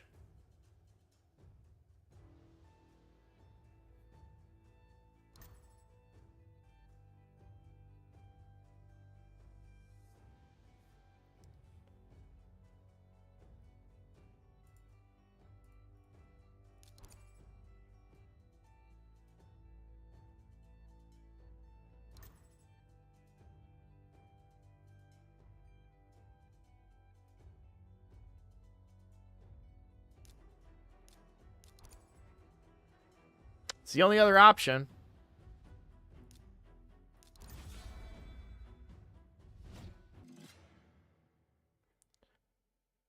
Tagor's not going to go first. It won't matter. But I get to cut in here because he lost his speed booster. Not fast enough.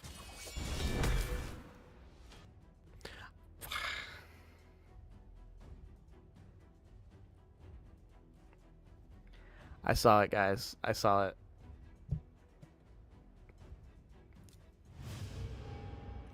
Alice lived. I would have won that.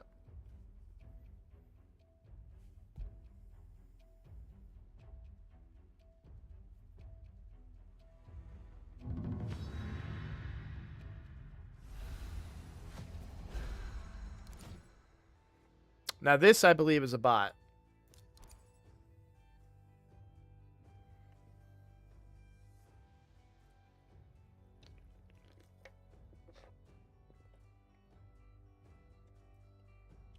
No increased attack on their Alice, that's why. That makes a lot of sense now.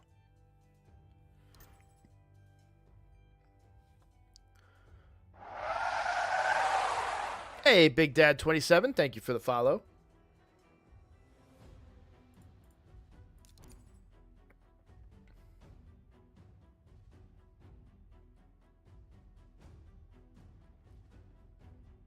I'm so mad. I could have beat that guy, dude. But now we know, if we find that guy again, we know what to do. Ban that Seeker, and Alice doesn't die.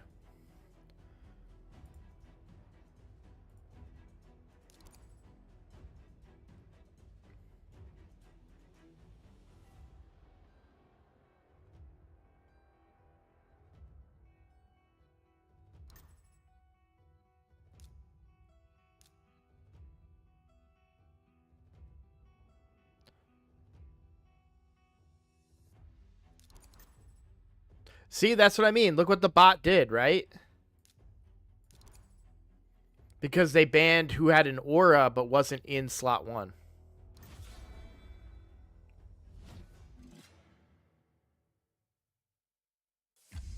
No, there was something I could do. My Alice lived. I quit the battle. I didn't lose. I quit the battle. That's what I'm saying, guys. I quit the battle. I would have won that battle, is why I'm upset about it. This guy has no HP, so we should be able to kill him.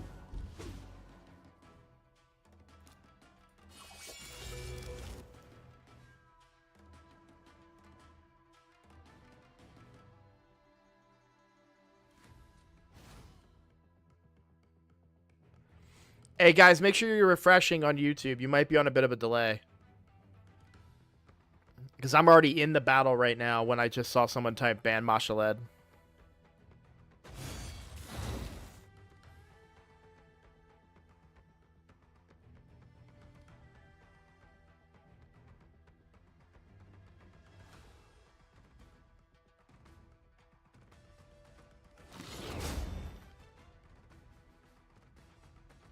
If he provokes, that's a problem. If he lands the provoke on Alice, it's a problem.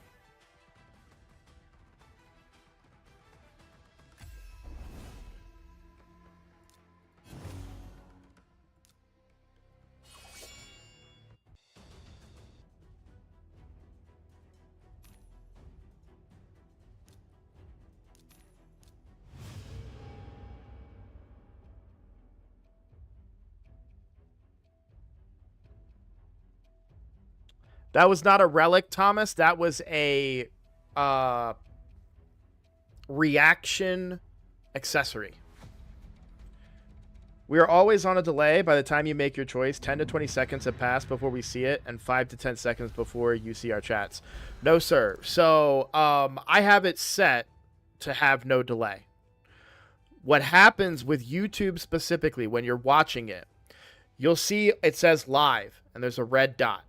If that dot goes gray, you are no longer watching me live. You are watching me in the past. If you click live, it's going to skip back up to the future to where I'm actually streaming at.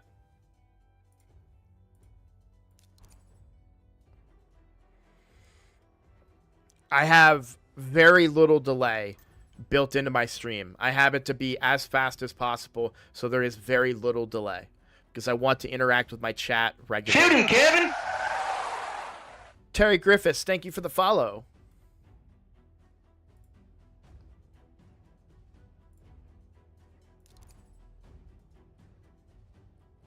It did an animation and all. I thought it was reaction, but it did crit. By the way, I'm at most 5 seconds behind. I thought it had crit. It didn't. Roadblock, I made your life hard for Clash. Oh, great. We'll get to take a look at that in a little bit. I've fought this guy before. Not with that name, though. Definitely not a bot, by the way. If that was a bot name, Plarium would be getting sued. Jumped over here because it doesn't lag for me. Old Man Griff on YouTube. Exactly. I prefer watching myself. I prefer watching content on Twitch because there is none of that red dot stuff. Like, I watch Colred, Saf, YST over on YouTube, and when I watch them, I get that delay, and it sucks, man. You fall behind, and you're, like, typing a question, and they haven't answered yet, and they're like, I just saw him look at chat. Why didn't he answer? So then you go in, and you look again, you're like, oh, I'm late. You click live, and then they're finishing answering your question, and it's like, ah, crap, I just missed it. Now I gotta rewind, and you know, it's like you're jumping around. It sucks.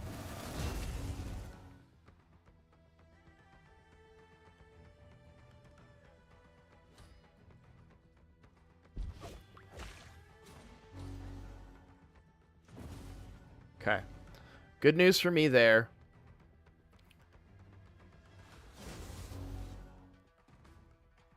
I think I'm still okay. Because we're going to cleanse here.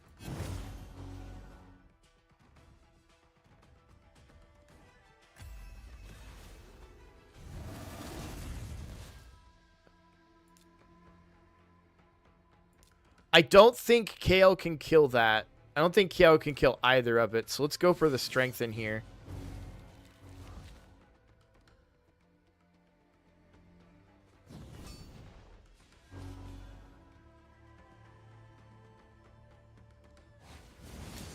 Yeah, I was going to say the turn meter control there should win it for him.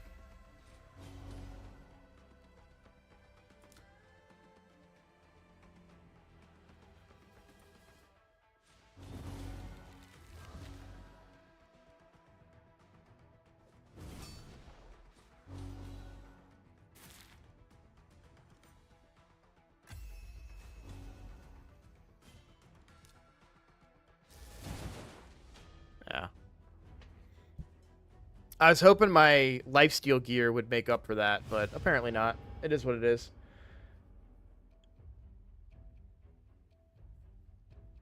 Can you help me do a team for Clan Boss? Do a 1-key Ultra Nightmare. I do 30 mil. I need 10 more.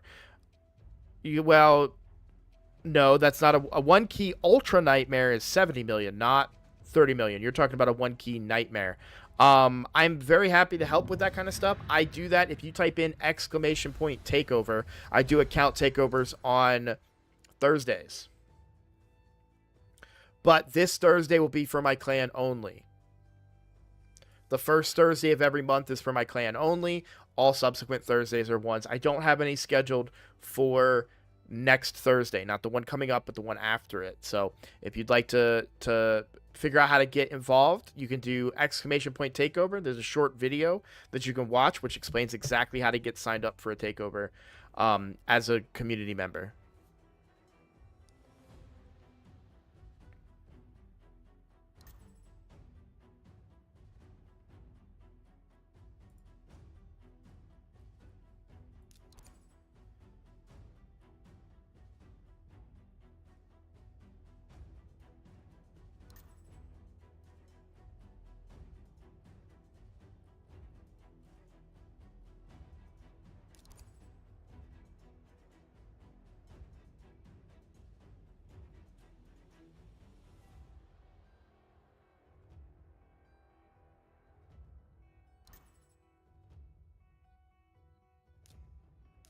We'll try the Harima ban this time. I still don't think I win, but we can try it.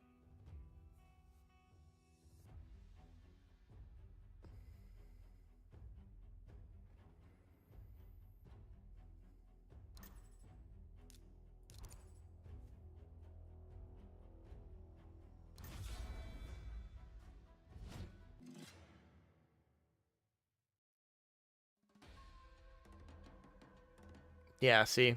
I lose.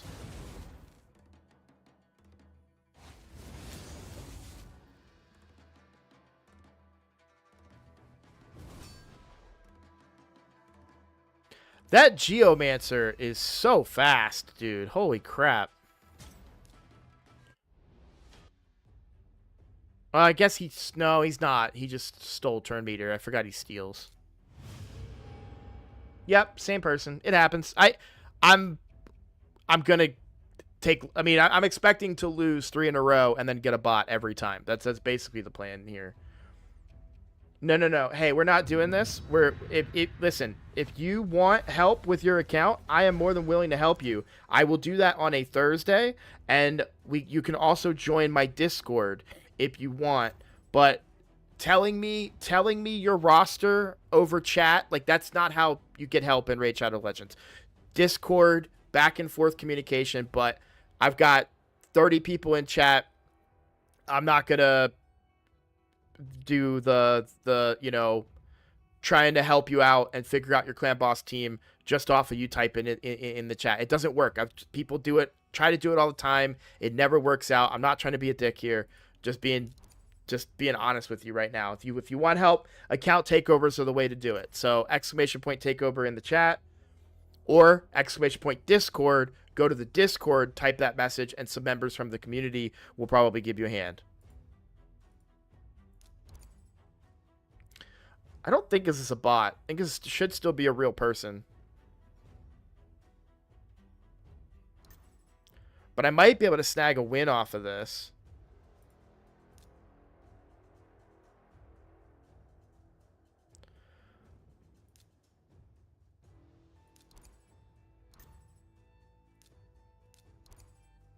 This is kind of why I'm saying that Magnar would be pretty good here, right? Because my Kale doesn't do anywhere near the kind of damage that I need from a nuker. Oh,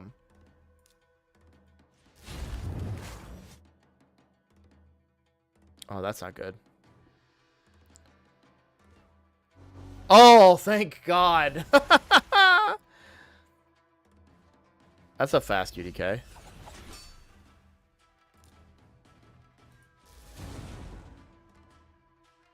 Fact that I'm going to lose to a guy that doesn't understand how block debuffs work is really annoying.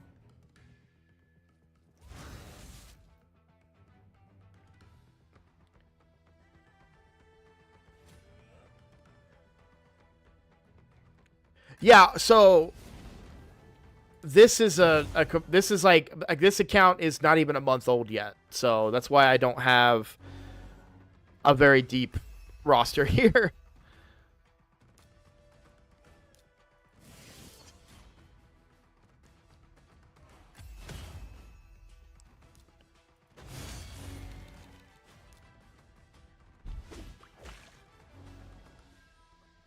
I wonder if I can ally protect her.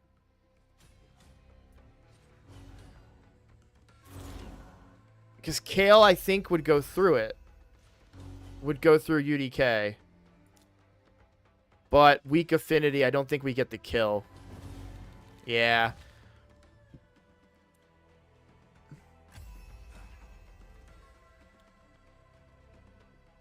Big Papa Truck, I mean Roadblock. What's up, Angelo? How you doing?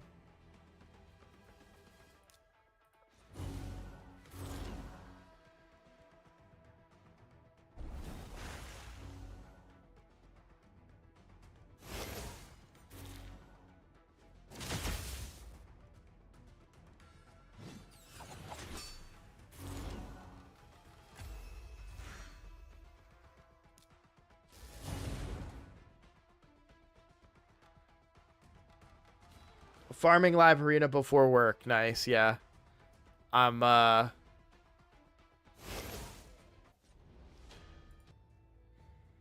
doing this on my challenge account. Oh yeah, man. Like that's the thing. That's why I'm really thinking that Magnar might be a good choice, to be completely honest. I still think I should wait until I pull the prisms, but not having an alternate nuker, even if I don't have ignore defense gear for Magnar, not having an alternate nuker is rough. Now, if I pull Mortu Macabre, that's crazy good because Mortu Macabre is also my aura lead in that point. So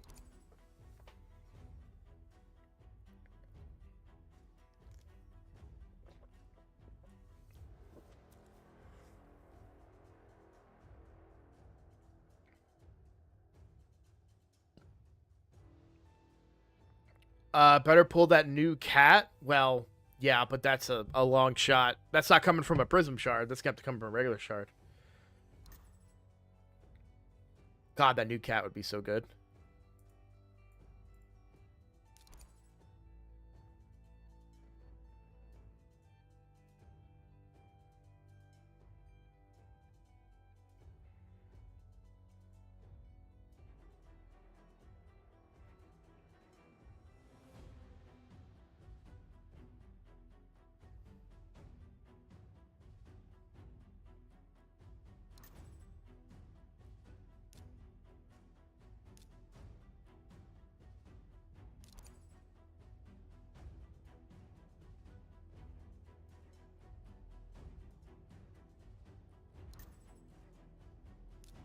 Yeah, see, they keep banning the aura. Because what I've done it before where Alice was down there and they banned my Alice and I lost to a bot because of that.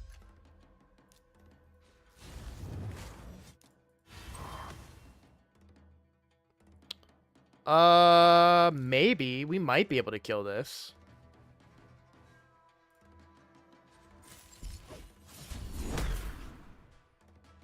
Worth a shot.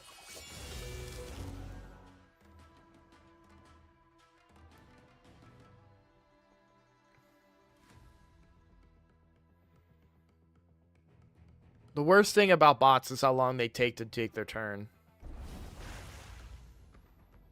Like, that was not that complicated. It did not need to take that long.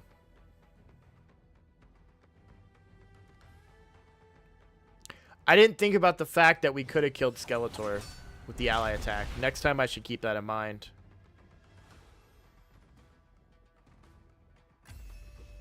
So Ugo's going to lose a turn, but the fact that she lived is big.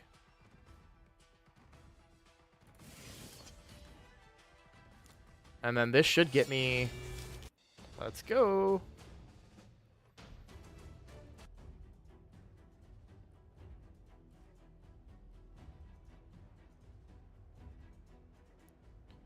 So this is the problem. So I've got 3 wins. I need to get 2 more in 6 more battles, which the math doesn't work. So I need to actually win one against a real player, which is why that one loss I had earlier hurts so bad.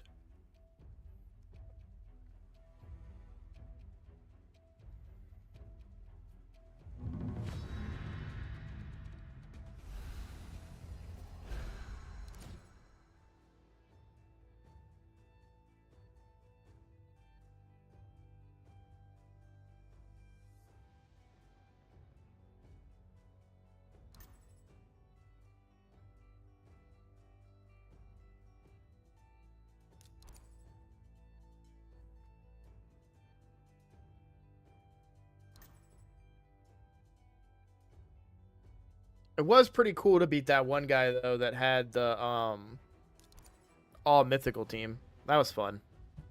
Or 2 mythicals. That was a real person. That was not a bot.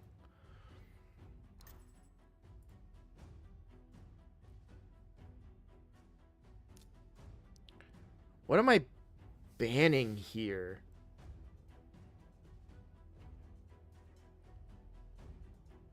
Do I just ban... No, Toshiro's not even fully ascended. Like, I think we banned the Ronda.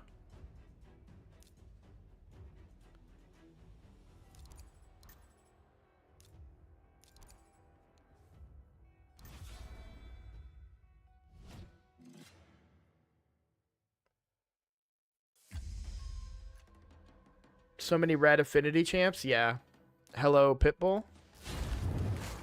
I don't know what that means.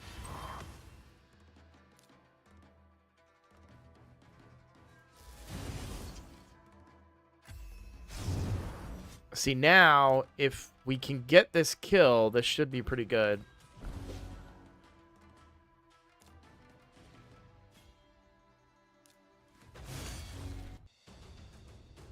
That's huge. That is so big for us today. Because now we are guaranteed the chest. I'm assuming boss, maybe.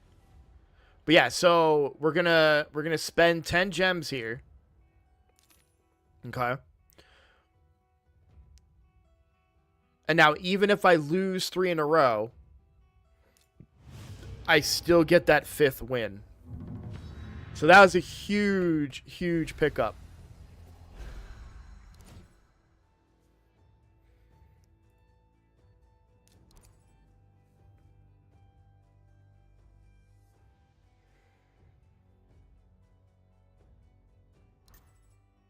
And I think that chest, if I'm not mistaken, has a chance for a legendary book.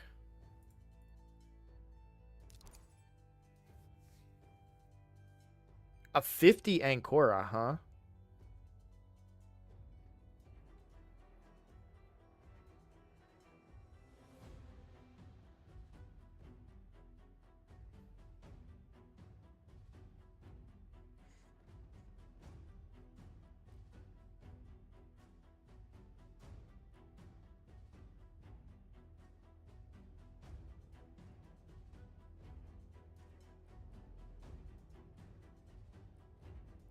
Why is it this hard to pick?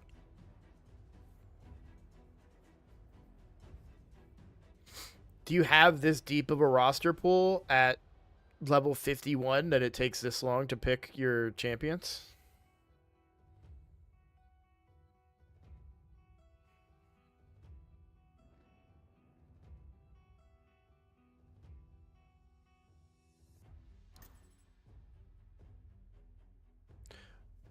No, it's not the guy I beat earlier either.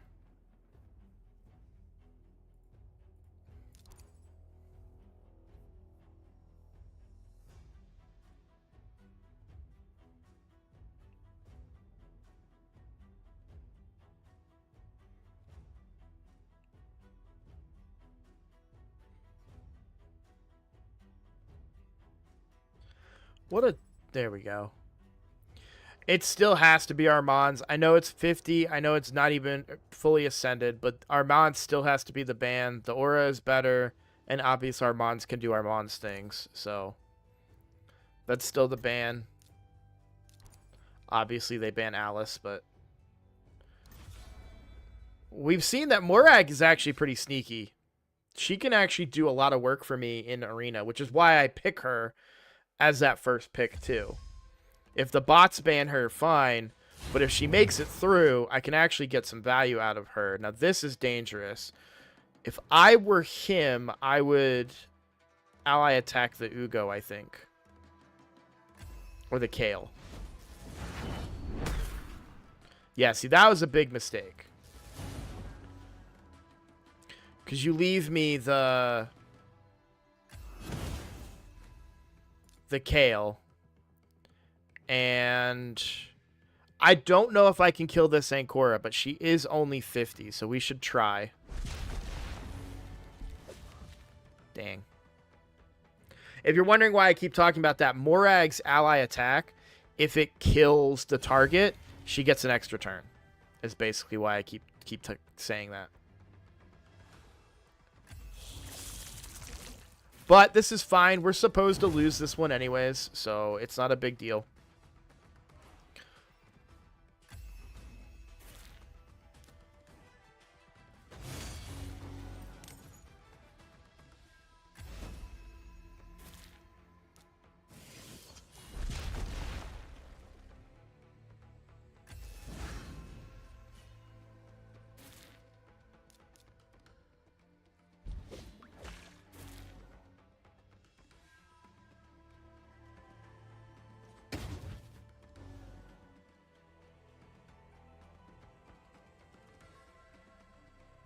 And this is what money does for you.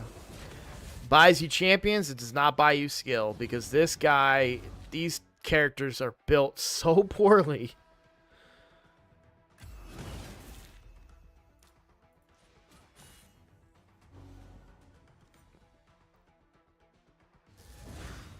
But at the end of the day, they're legendaries. And mine are not.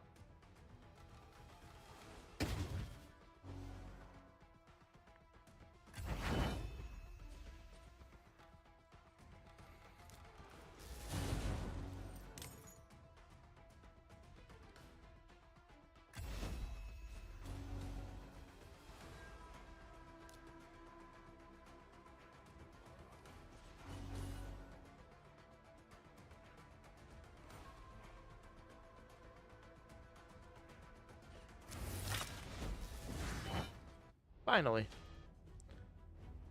What up? Just got home. What's up, Xbox? How you doing? Hold on, I want to cancel that.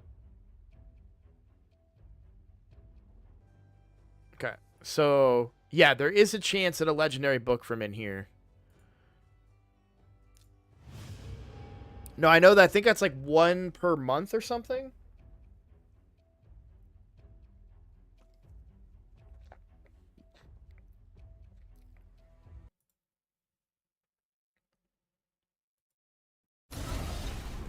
Sorry, I just want to check on this. We lost one? That's not good. I gotta double check my gear. That should be 100% team. I've never lost one of those. So that's like a 99.9% team. How many points do we have towards the event? Oh, you suck, you stupid game.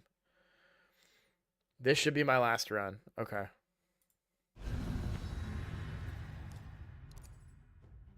Sorry, Rabbit Snail. I didn't mean to make you wait that long. Good. Spent yesterday grinding my 4th referral and pulled Warmaster and Geo. Haha, that's awesome. Always annoying when you get those on an alt, though. Oh, wait. Am I already fighting a bot?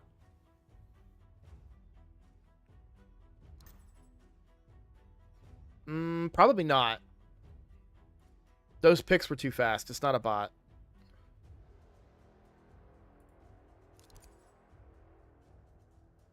Oh, I've lost to this guy before. This sucks. Yeah. I lost to this guy before. I believe this guy is doing the free-to-play challenge. This is a very, very well-built Relic Keeper. So if you guys don't already know about Relic Keeper and how good Relic Keeper is, you're about to see it. Relic Keeper is very good, but just in Arena.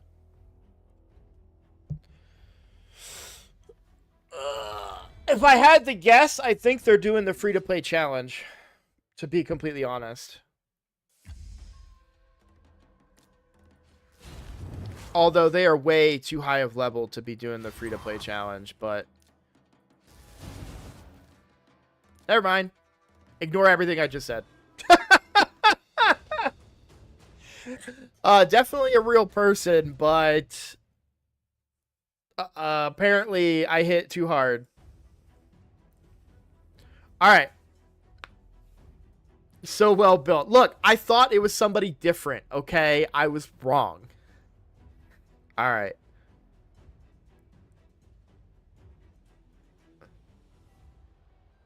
Here we go. Hey! Let's go! Extra legendary book. I will take that.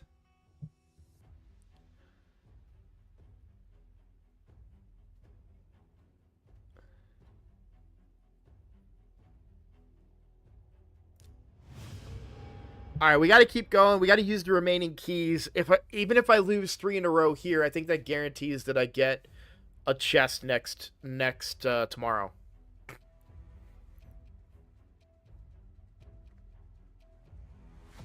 They were in a clan. That's why I said that was not a bot. They were in a clan.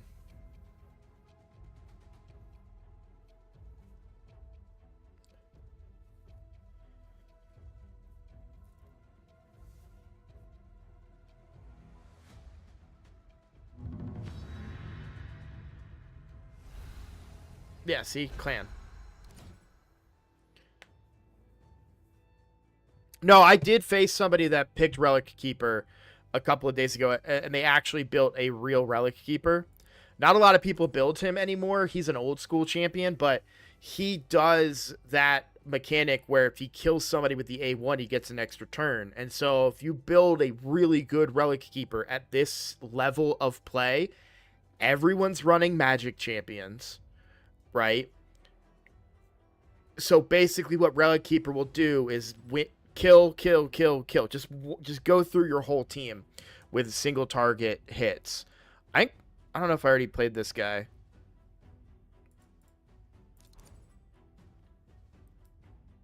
And so I've lost to a Relic Keeper with that. It sucks.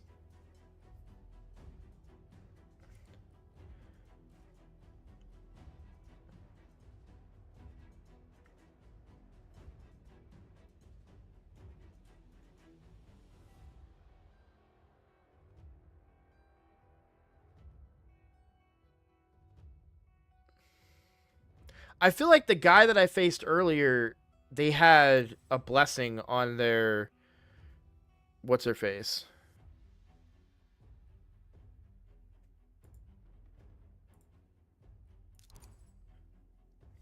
I think Candy is the ban here.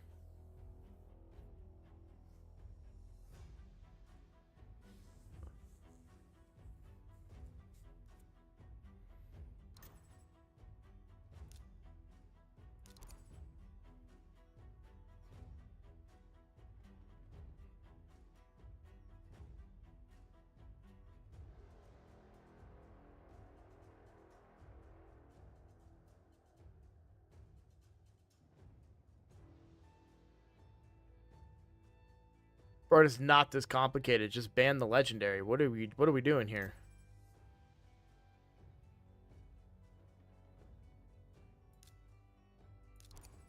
What?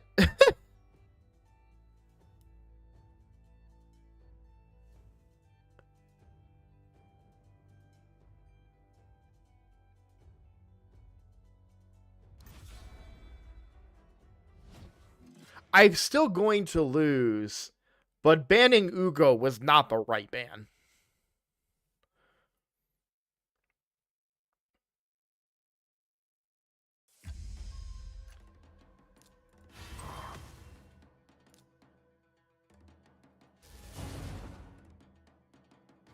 What is their thought process? They obviously banned Ugo for a reason, and I'm trying to think.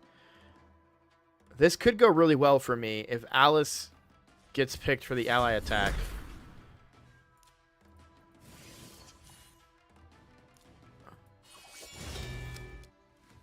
Shoot.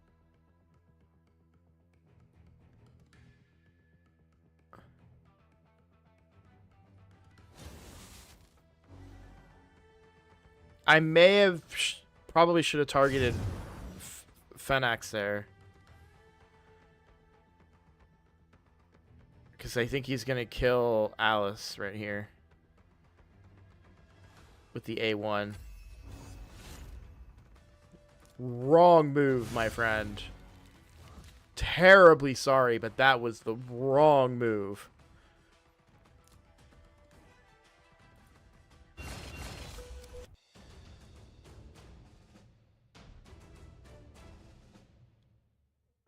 Bro.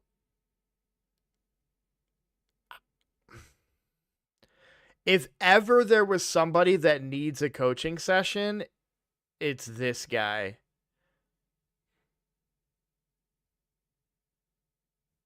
Banned Ugo. Why? Then attacked my spirit host instead of my Alice with a seemingly well-built Fenax. Like, oh man, he had Miracle Heal on. I didn't even notice. That's so funny. I bet you if he wasn't locked out, he probably would have used his A2 or something on Fenax.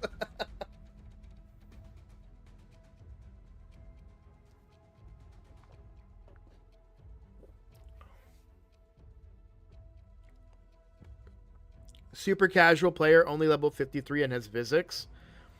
That is very true. You're right. You're right. I wonder if people like that who play this game so casually are just like, man, Live Arena is the worst. This is so bad. This is so stupid. Live Arena sucks, man.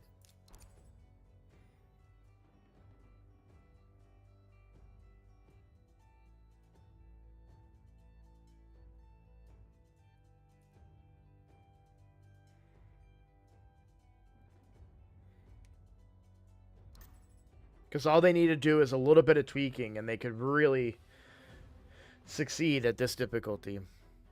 But they may not like Arena, too. Just trying to do the quest. Yeah, I read that, yeah. I think there's so many 5-star Alice's, it's really hard to... Oh, okay. Yeah, well, we lose this one.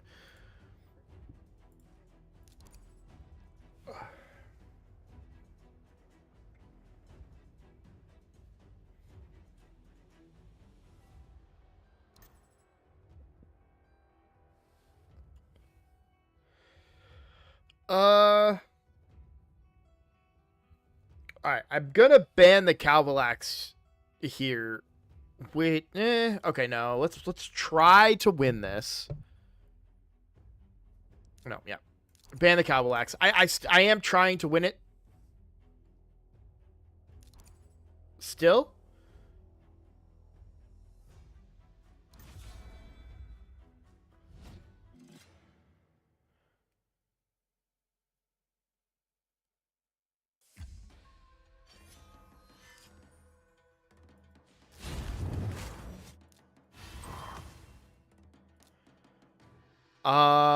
I don't know. Ooh, he's pretty low HP. And we got Alice in there. Let's go. Now we get that strengthen out. And we get them a little bit lower so that Alice can now do her thing.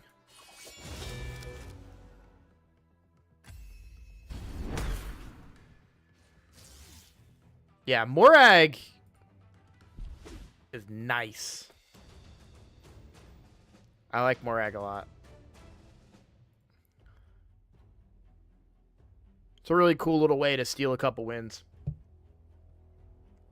Do you want to see the build on my Alice real quick? It'll make a lot of sense why she's hitting that hard. Let me take chat down. I need to bind that to a button, by the way. So yeah, my Alice is built very well on the challenge account. So 4,500 attack, 179 speed. I'd like her to be faster, but 196% crit damage because we have a 6-star reaction crit damage neck. And then we have crit rate gloves that also rolled crit damage. So yeah, my Alice is really good. She just gets banned all the time, you know? And that is what it is. That's part of Live Arena.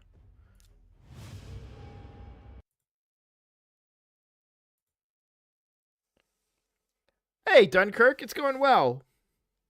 Hope you're having a good day. And in Savage. Yeah, no, my Alice is really good. I got lucky with my Savage rolls.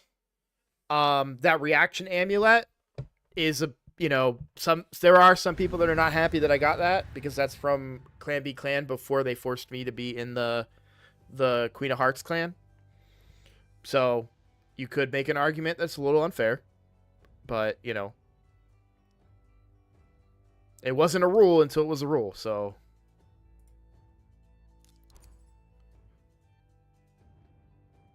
got home from work a bit ago. Nice. Hope you had a good day at work. Still stupid. You had to switch clans. It is what it is. I'm more upset about it because it stops me from doing really ridiculous stuff. Because I could have, like, 6 pieces of mythical,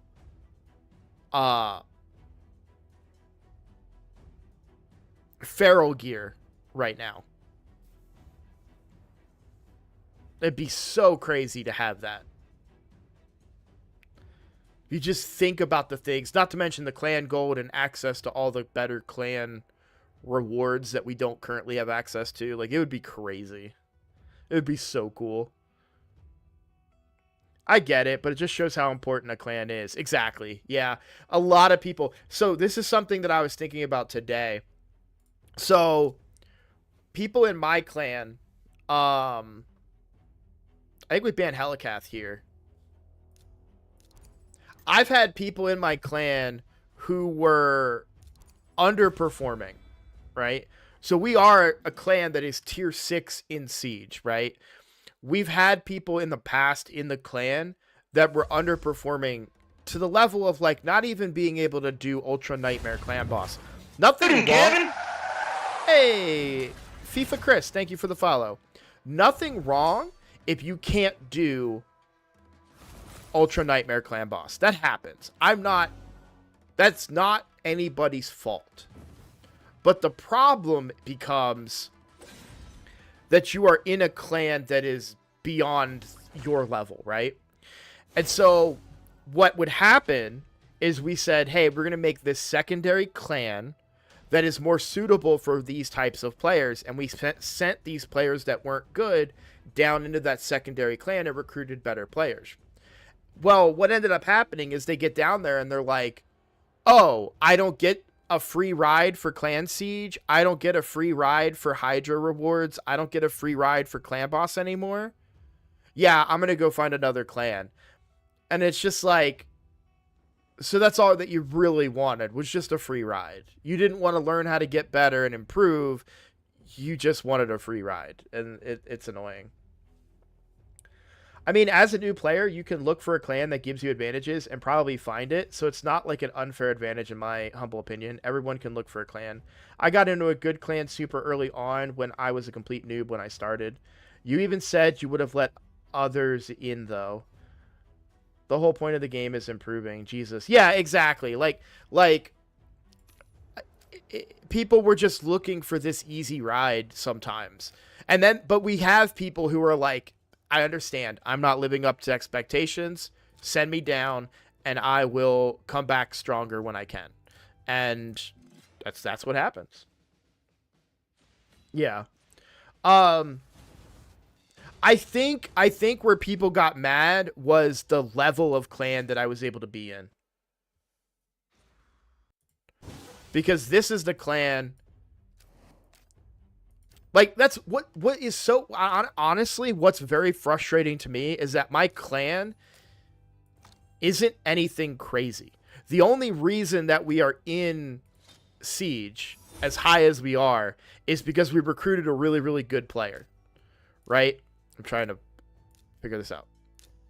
So a lot of you guys know him. He is in our Discord all the time. He's active in our chat. So Cheap Vodka, I managed to recruit Cheap Vodka.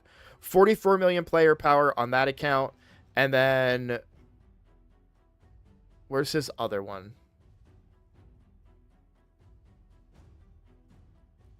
Wait. And then 31 million here. Can I have a free ride?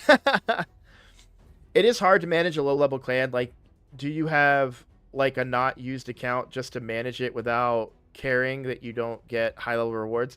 I have an extra free-to-play that is in that low-level version, that low-level clan.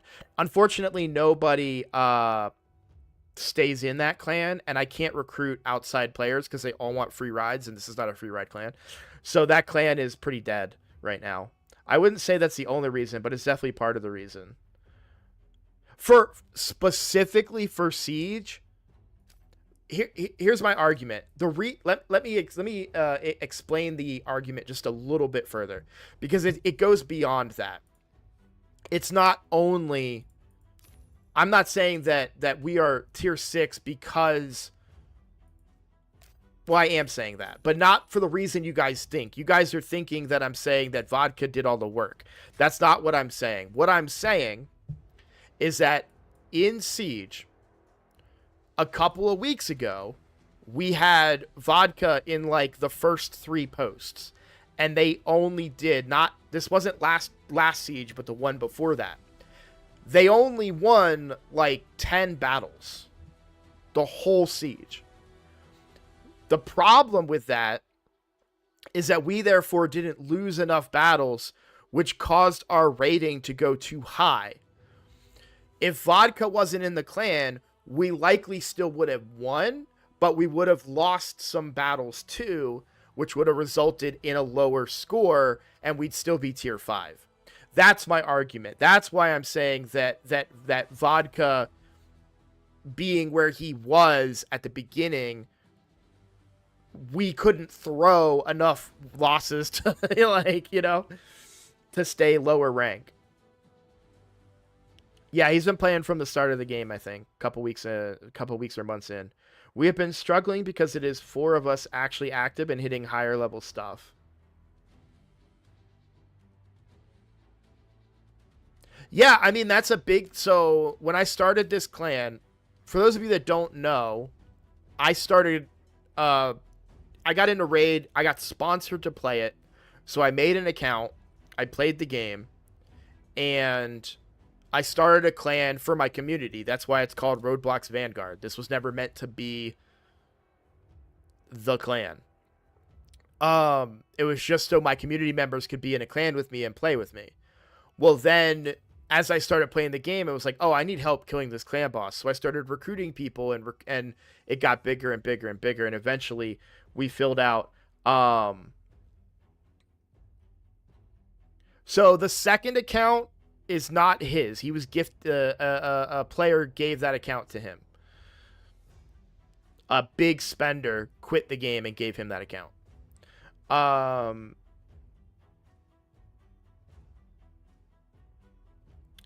I had to move my alt out of the other clan. I went through and cleared out to Nightmare Clan Boss with just my alt, but I needed an Ultra Nightmare Clan for that account. Yeah, no, I agree. We, and I mean me, honestly, need to do a better job of filling out that second clan in the cluster. The problem is nobody wants to join it. Nobody of good player power wants to be in that clan, which sucks. So, and I can't run 3 accounts. What we should do, I have access to, we should do that. I have access to Mards' account. Maybe I should put Mards down there. And we could play it. For the militia, we're not looking for any specific player power. So the militia is our second clan. So this is called the Roadblocks Vanguard. And then the militia is our second clan. And there's just nobody in it. Nobody that logs in. I don't even log in on the account that's on it. So it's kind of in shambles. But the idea behind that clan is to be like right now, we have the day before Siege, we have 29 members. It would be beneficial to us if we could recruit someone up from the militia to help us have 30 people to go into the Siege. But most of the people that go down to the militia usually just quit. And I don't blame them. I don't know how to start a second clan without being active in it is kind of the problem.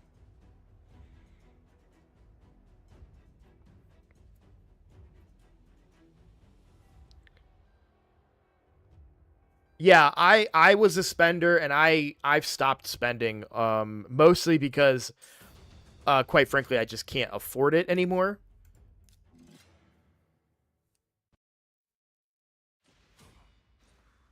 Yeah, it's tough. And I would love to be like, oh, I can just send my free-to-play account down there. And I don't mean the challenge account. I mean, like, my regular free-to-play account.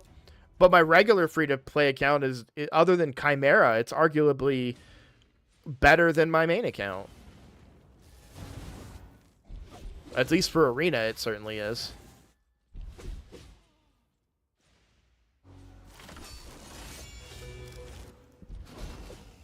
I'm excited to get my Narcissus booked out.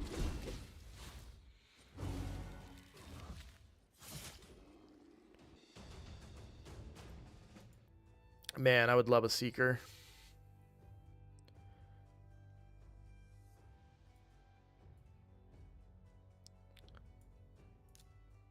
I feel like this is a bait. My clan is great, but I'm considering joining a new one. Try to recruit a newer person as part of your community to play in the second clan so you have some active people there. No, that's a great idea, Zerbius. I just also have to be active down there. And that's the hardest part for me because managing 3 accounts is rough. Even now, like my main account and my free-to-play account are not getting played.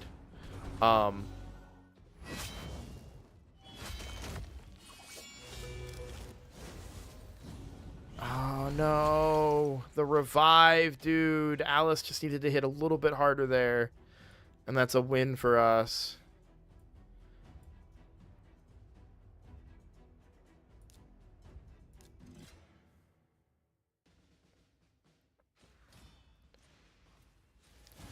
What it boils down to is what we're asking people to do in that clan is a lot because Ultra Nightmare is not unlocked.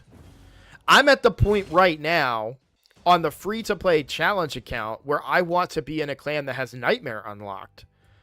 I can 4-key Nightmare right now with a little bit of luck and the right affinity. So Void, like any affinity other than Force affinity and the free-to-play can 4-key Nightmare right now. But the clan that I'm in, they don't kill Nightmare.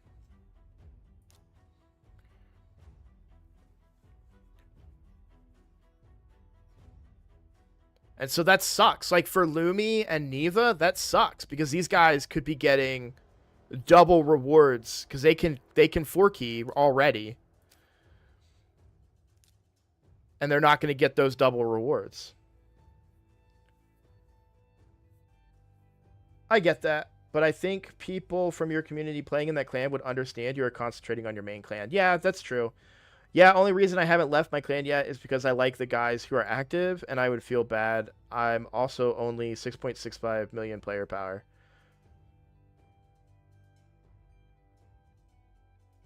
I've been playing since 2019, but it took a very long break and just came back. I am just not hitting Brutal myself. Just now hitting Brutal myself. In my clan, we only have like 8 of us who are motivated about pushing Hydra Clash, etc. And others just get the 1 key and done, which sucks, but it is what it is. You've been playing since 2021? I've been playing since Deliana. So when I got sponsored to play the game, Deliana was the login champion. Hey, buddy, how has the stream been going? I just got back home from going to Rage Room and break some stuff. We smashed a monitor and a keyboard. That's awesome, Sky Doodle. The stream's been going very well. So on the challenge account, we did Live Arena, and we got a legendary book from Live Arena today. So that was really cool. We did really good. I'm happy with that. We're going to have to start spending energy here in a second. I'm just checking to see if there's anything else that I want to do. I think we're done. Oh, no, we get a refresh. Okay. Hey, look, easy win right there. Are you on Twitch right now, too? Yes, I am. That's why I have my chat up for both. That's why I have it on the screen down here, so that you guys can see when I'm talking to other Twitch chatters. I'm only 14.5 player power, but it's like you constantly feel like your account sucks compared, especially trying to play Live Arena. Yeah, I mean, Live Arena is tough, right? But the thing about my clan, and understand that my clan is not a content creator clan. Like I was not a content creator when I made it. Hey, Dunkirk, thank you for the follow over on Twitch. The big thing, my clan is very helpful, very supportive. We've got Sky Doodle in the chat right now. We've got Jane who's in the chat. Icky helps people out. Like we provide a lot of those services, and I don't mind doing that. In fact, I do free account takeovers for clan members the first Thursday of every month. But where it becomes a problem are the people that join and then don't say anything and then don't perform at a level that we want, and then when we try to tell them like, hey, you know, we're gonna do this, they just want that free ride. That's the only part that frustrates me. Yeah, the raid community is so helpful. It's a hard game. You get to a point where you get kind of cocky and confident about your abilities. At least I'm cocky and confident about my abilities now. Especially with how well I'm performing in the challenge. But you certainly get to a point where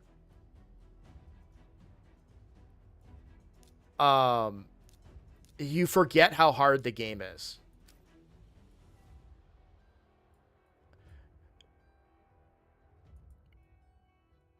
And I try to keep that in my head. Like, I felt really bad that somebody was in the chat asking me for help on their clan boss team, but it's like, I've done that a million times. I can't do it. Because people will sit there and be like, well, I have this champion, this champion, this champion, this champion. What are the builds? What are the speeds? What boots are you wearing? Are they flat HP? Are they, it's like, there's so much more depth to answer, how to build a clan boss team. I can't do it over chat on Twitch. Like, it's just not a thing. And I felt bad because they left and I may have lost a viewer potentially from that. But it's like, I don't know how else to help people in the, those scenarios. What are your PR CVC requirements? We have no PR CVC requirements. So what the clan does, we intentionally tank during non-PR CVC. What that means is that we are very likely to win PR CVC because we are going to be in a lower tier and we won't need to be hyper competitive in PR CVC.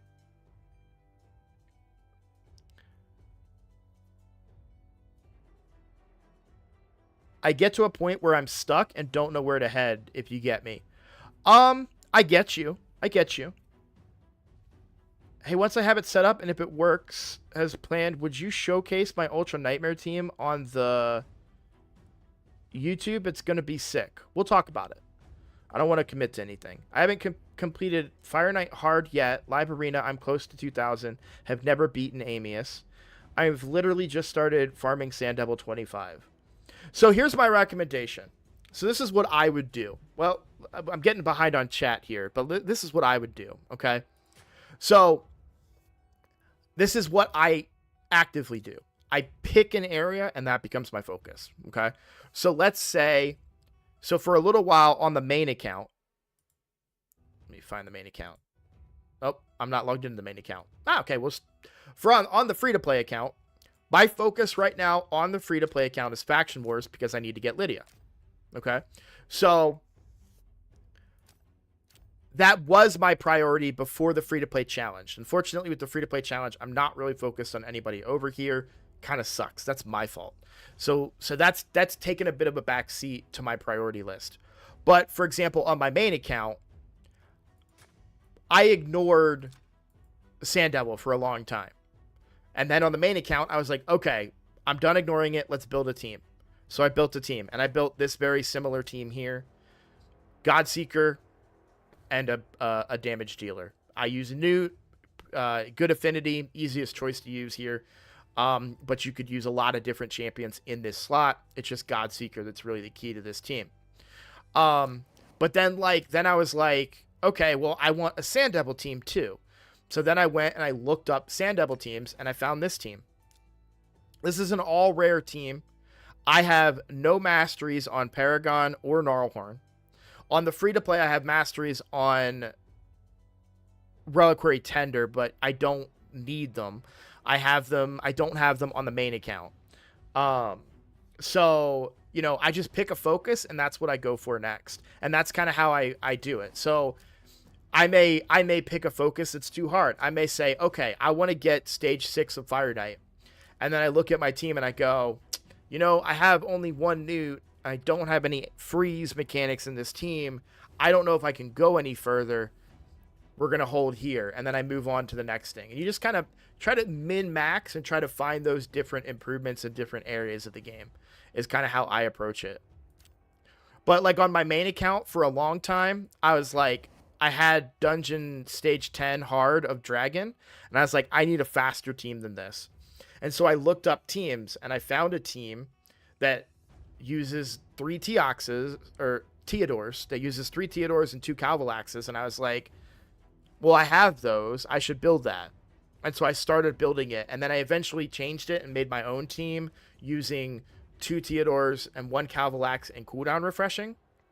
But yeah, that's kind of what I'm, you know, you just got to pick something and go for it.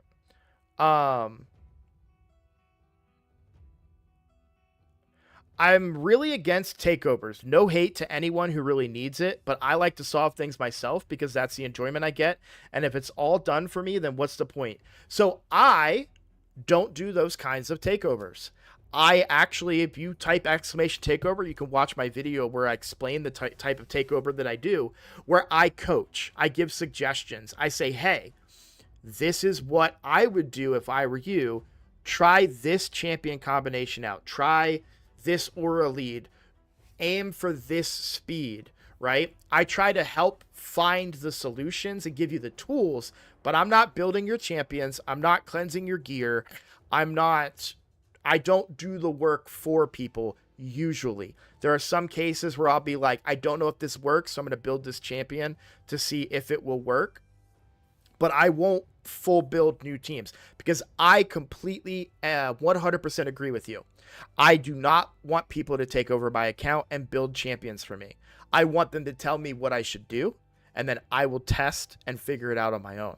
Yeah, I completely agree. That's a great take, and I'm the same way. And I try to make it clear because when people do say I want a takeover, they want me to go in and like build their whole teams with 10,000 silver. It's like, bro, I'm not doing that. Like I'll tell you, hey, go build this guy in Savage with speed boots. You know, that's the kind of stuff that I do when I do takeovers. I'm lucky I found Grim from Discord very early on and grew a relationship with him. So now I'm one of his mods and he does coaching kind of like you do. Oh, we just talked about that. Look at that. If they join the Discord and can screenshot, people can give them proper help. Exactly. Yeah. I still can't get past Spider's Den 14, which I need to advance the Arbiter questline. It is frustrating me more than anything has in this game. We can talk about that a little bit. So,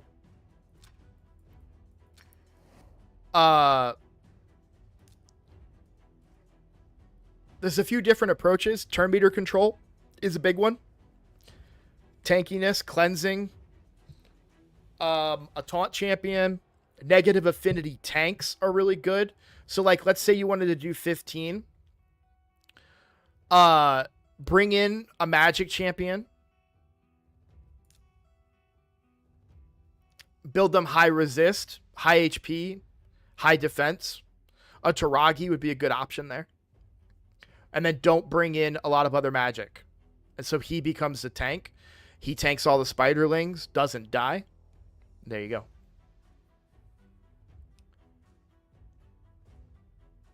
Yeah, same here. In my current clan, we also tank every third Hydra clash. We don't tank Hydra clashes, but, well, I guess we kind of do, because, Vodka doesn't really push the numbers that he could. But yeah, we haven't had to tank clashes yet. End of the day, some people don't have the means. I've literally played the whole game through my mobile. Yeah. Godseeker Ninja... See that I need. Oh, I use the same Shogun team. I got Rathlos on the second Cold Heart spot, and that's it. Yeah, it's a great team. I love that team. I need a Grove team for 25. I'll show it to you again, Chris. Fire Knight has been so hard. I'm stuck on Fire Knight hard 5. Yeah, that's going to be a hard place to get past. Getting to 6 is pretty good. If you can get to 6, that's huge. I know he's really old school, but a check or any 100% CC and a burner, you go up so fast.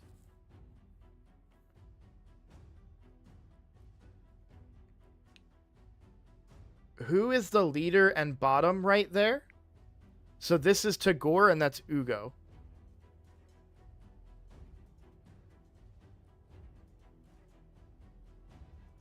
This will not beat stage 15, I don't think. The affinity is too bad. So if I post my champs per Discord, is there people for a Shogun team there? It's not like I have double newt or anything. You don't need double newt. If you need a Shogun team, build this team. Let me show it again. Build this team. Easiest team in the world for Shogun. This is an all rare team. This does not need crazy gear. I see what you're saying, Serbius. I'm getting two chats right now. So let me focus on this conversation because this is a quickie. So, so you need Gnarlhorn to have the highest crit damage on the team. So, well, here, let me show. We'll run it. We'll run it real quick. So, Gnarlhorn is the highest crit damage on the team, so he gets targeted automatically by the boss, right? Gnarlhorn cannot weak hit. He cannot weak hit or strong hit, which means that he is your enfeeble tank, and he will not give any stacks to the boss. In fact, he'll take them away because he has a blessing on him. The Cold Hearts do all the damage. You can see they're taking that blessing down, but he's the one that always becomes your enfeeble target. And you're like, well, he might die. You're right, he might, but not with a Paragon to place unkillable on him. And there you go. That's the team. And then you're like, well, okay, what about the AoE enfeeble? My Reliquary Tender here, which you just can't quite see her, she is speed tuned that every time he does the AoE enfeeble, she removes it.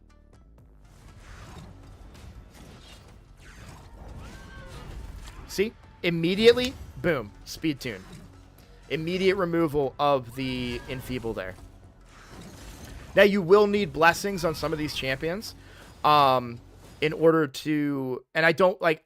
You don't even have to pick the blessing. You just need the ascension levels to keep this counter down. But yeah, this team is awesome. Love this team. You don't need that high of blessings. And remember, these are all rare champions. So you will get these blessings at affordable costs. And you're likely going to get a bunch of them when you do your pulls for a soul chase or a soul rush, right? So these are the blessings I currently have. Only 3 stars on Reliquary, 4 here, 4 here, 2 here, and 3 here. Paragon is level 50, no masteries. Gnarlhorn, no masteries. I'll show you the builds.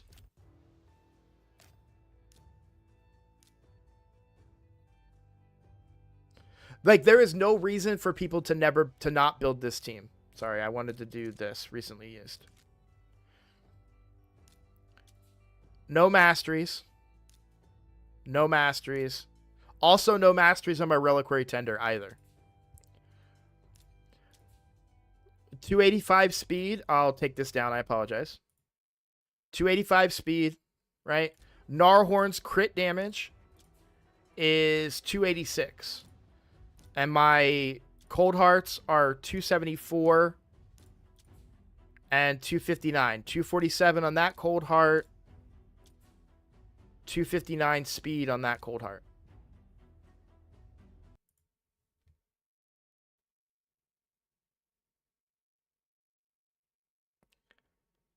Yeah, the hardest part about this team, Thomas is exactly right. The hardest part about this team is getting 225. You have to manual it on the other stages because the speed tune doesn't work because he has slower speeds on the other stages, so it doesn't work.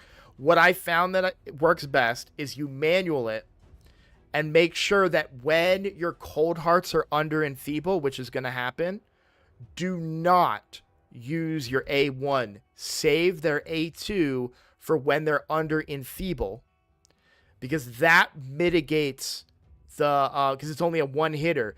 That quadruple hitter A1 when they're under enfeeble will give him too many stacks and you'll wipe.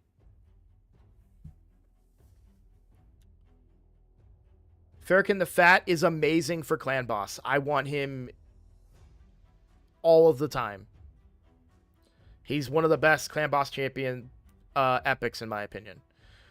I actually may build that because mine is not 100%. I'm using a Fat Man and Mithrala comp. So Dunkirk, the other thing too that you can do if you don't have or if you don't want to build Reliquary Tender, you can build a 285 speed Mithrala.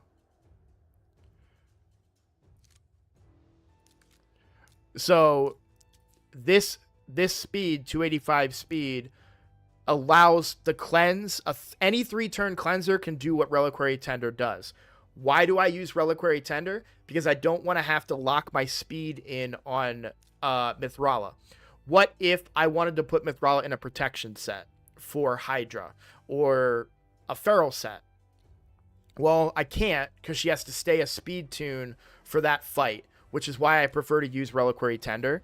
She's cheap. She's easy to get, easy to book. You know, it was just an easier solution than trying to do it on Mithrala and have to limit certain, you know, other areas of my game. So I prefer to use a Reliquary Tender. And then Gnarlhorn, again, I think he's campaign farmable. I'm pretty sure. I might be wrong about that.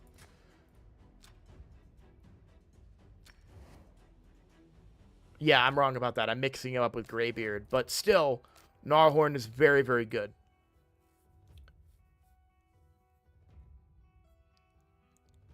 So, Zerbius, what's really cool about that team, the Cold Hearts are only there because they can do a bunch of damage, and I don't use them anywhere else in the game.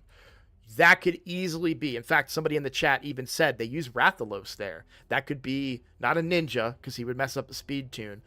Any damage dealer that you have that does not do anything that could mess up the speed tune can be used in that role, but you then have to lock them into that speed. And that's a downside. That's a pretty big downside. But yeah, you could put a Newt in there. You could put a Royal Guard. Obviously a Crizia, you know.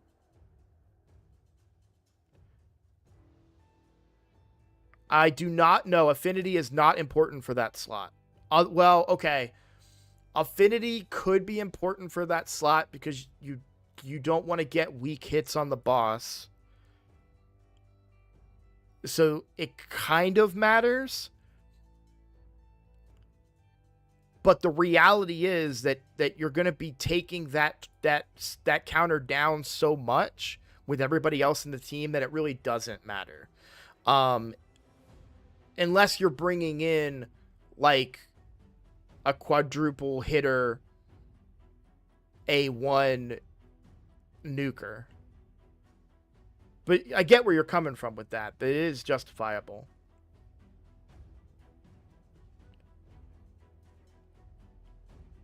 Ally attack teams work well if you can cleanse. Pythion and Mithrala and Terras and Ninja. You do them in Shogun?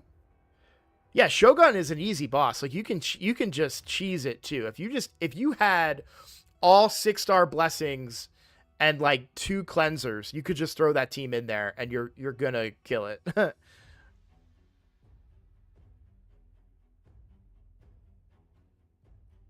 Yeah, Dunkirk. I would get a Reliquary Tender and use it in place of your Mithrala for sure. It is because it's magic, it can't be spirit. Can't is a strong word, but if it's spirit, it needs really high ascension. Well, or not a single target or a multi-target A1. If that makes sense. Like if I put like Newt on this Newt on this difficulty would not be very good, right? Because we have a double hitter A1 and a triple hitter A3.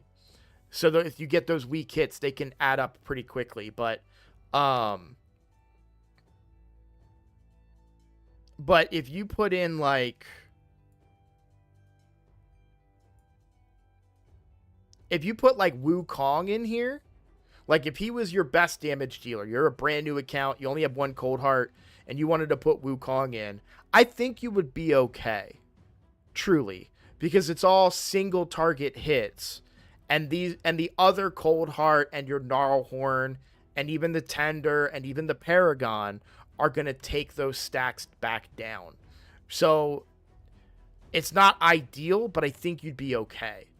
But if you were to use somebody like, and if we take like Newt is a stretch because the boss will die quickly, but I can't really think of like a spirit champion that has a ton of hits, but um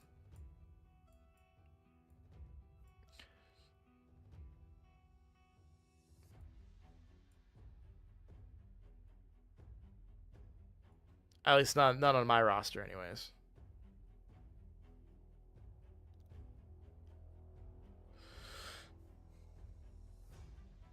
I have double Whisper for Shogun, no 6-star Blessing and no Cleanse. Pretty easy boss. Yeah, exactly. Yeah, double Whisper is really good there too. In fact, Whisper would probably be better than one of my Cold Hearts if I could build her right. Hell, I learned recently that our base can solo 25. That's awesome. Exactly, that was my thought. But I know people use him if he is 6 stars.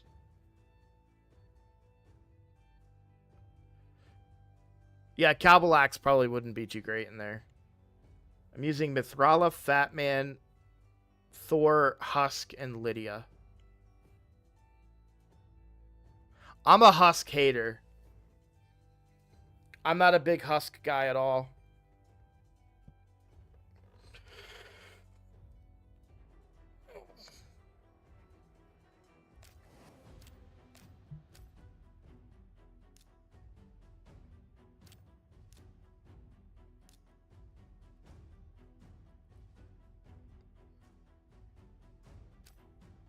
He's +4 and 6 starts, so he finds his way into teams. I don't like him either. I think he's overrated. Yeah, I mentioned him in a video I did about overrated champions recently.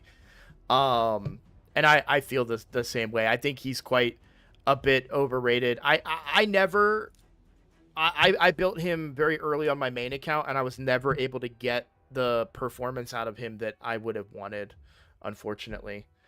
Royal Guard I never got to use, but I know Royal Guard is a better multiplier than what Husk has for his enemy max HP hit. So yeah, he always let me down a little bit. All right, we need to go back over to the challenge account. I'm getting pretty high on energy, so we need to get that started.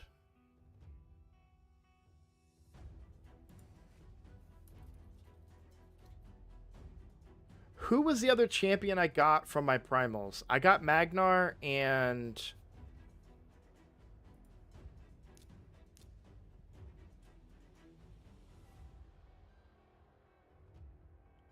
Oh, Warden. Yeah, that's right.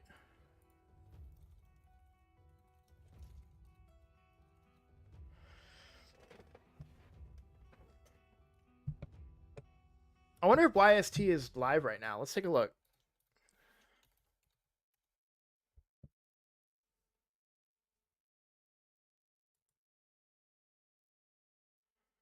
No, he's not live right now.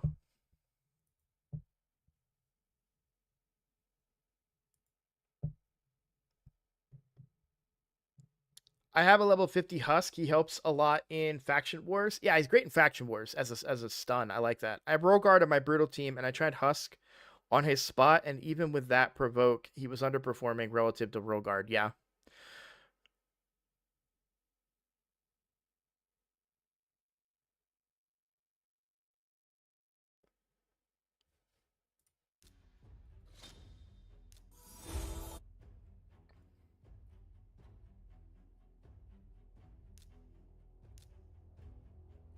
That dude's name is Warden, right? Yeah. 4-turn cooldown for a max HP champ is not good enough unless your name is Newt. Yeah. Here I was saying compliments about you earlier.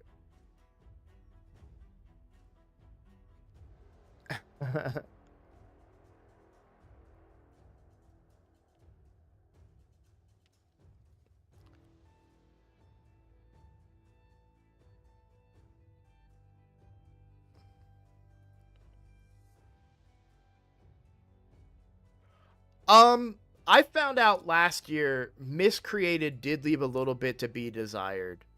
Because I used my promo code on Miscreated Monster thinking I wanted an ally protector for Clan Boss. And I never was really able to make him work. It is a 3-turn ally protect, which is nice. But It never lived up for me last year in the challenge. Now, granted, I paired him with Athel, so that was a big problem. Honestly, it's not his fault as much as it was Athel, but I would have felt the same way if I would have got miscreated.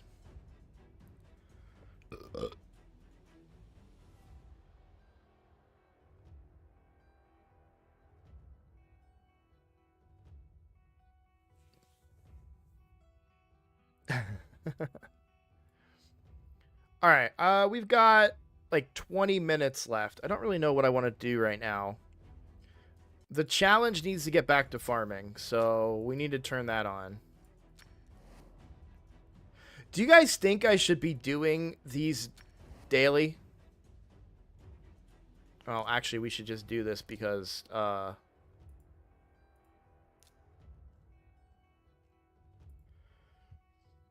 this is just to get points for the event. For the challenge.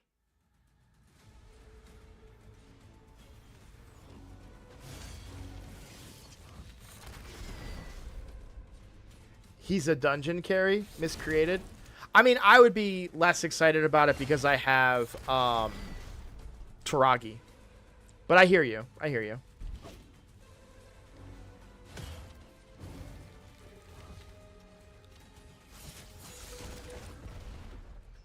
But yeah, what are your guys' thoughts? Should I be doing... I'm doing this right now just to get points for the challenge, but do you think I should be doing these every day?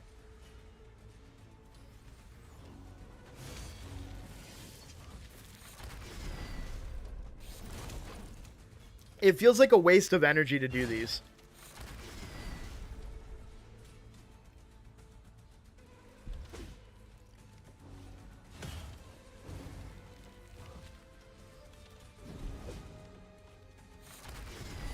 Because you're talking about probably the equivalent of 100 energy, somewhere in that realm, right? I do it on Void. I do it on Void. Yeah, because it's like a couple, probably like 100 energy or so, and then to get to get a primal or not a primal, to get a soul shard once every 3 days. You know what I mean? Like, it just isn't. It doesn't. The math is not math in there.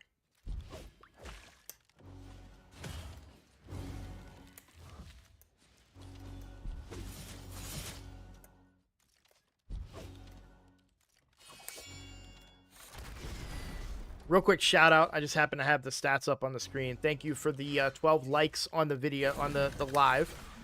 Those likes do help me out, so thank you for those. Souls are big, but not at 60 coins a run rate. Exactly. That's my same thought. Is like, and then even then, each one of those souls that I pull is only a chance to get one that can help the 6 champions that I use right now.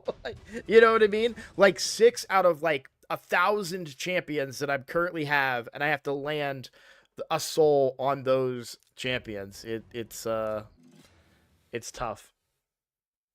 But I've never done Spirit before, so that's why I'm pushing it right now. It's 120 energy a day for 3 months. Challenge is a lot of wasted energy. Yeah.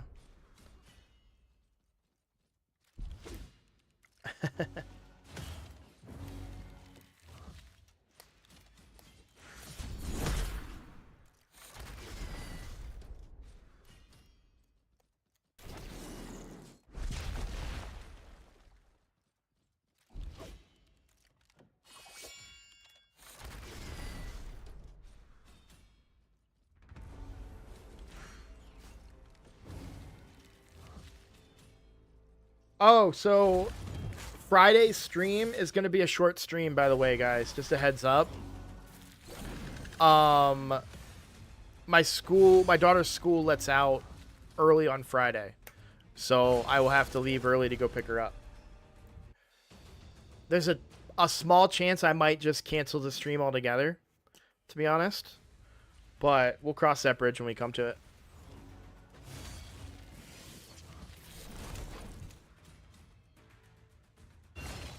I just noticed, how long were you in the Air Force? I was in the Air Force for 10 years. I got out. I did a 4-year enlistment, and then I did a 6-year enlistment and then a 4-year, and I got out after my 4-year. I've talked about it on stream before. There's a lot that goes into why I chose to get out, but basically, the job I had required me to be like at peak mental health, and I was very rarely at peak mental health, and it caused conflict between me and a supervisor, so that was the last straw for me, and I basically was like, so I had thoughts of hurting myself. I went to get help for it, and then a couple of days into me getting help for it, a master sergeant called me in the office and said, hey, I thought we were done with this shit. And I was like, that's not how it works. But if this is the mentality that,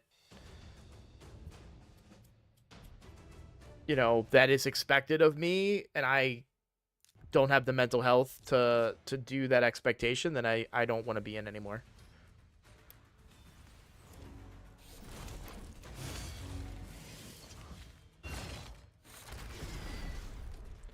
I've been in the Navy for 12 years. Nice, yeah. My wife is still active duty.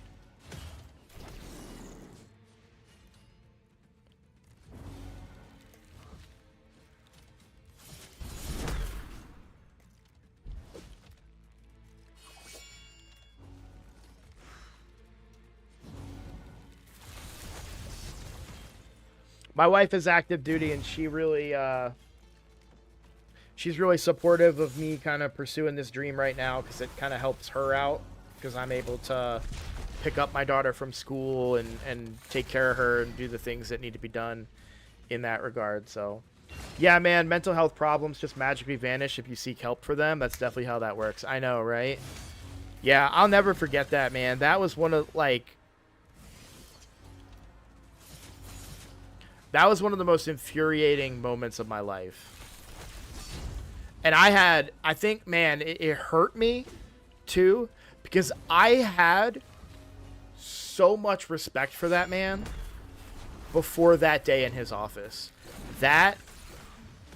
It broke me in a lot of ways. Because this was somebody I looked up to, somebody I wanted to be, right? I looked up to them, I admired them. And then to have them belittle me in that way, it broke me. It hurt. Like, I went home, and I think I had a conversation. I was in tears with my wife. I was supposed to stay in, by the way. At this point in time, my wife and I were newly married. I think my daughter was born. And we had been married for a couple months at that point, maybe close to a year at that point. And I was supposed to do 20, and she was supposed to get out and go to school. That was the plan. And I had to back out on my deal with my wife. That was not cool. So.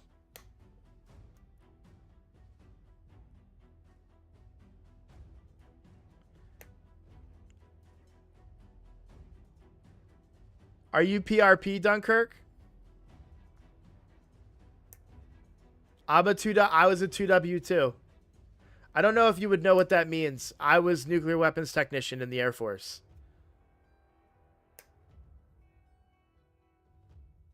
My entire career, all 10 years of my career, were at Minot Air Force Base.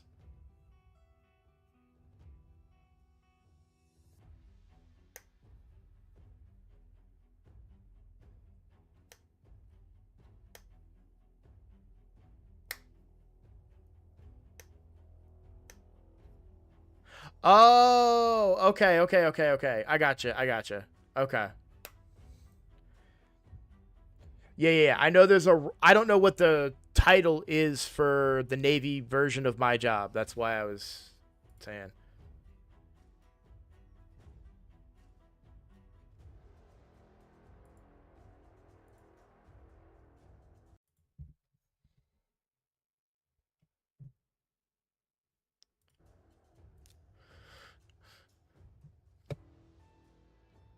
I showed some videos or pictures of me. Let me find them real quick.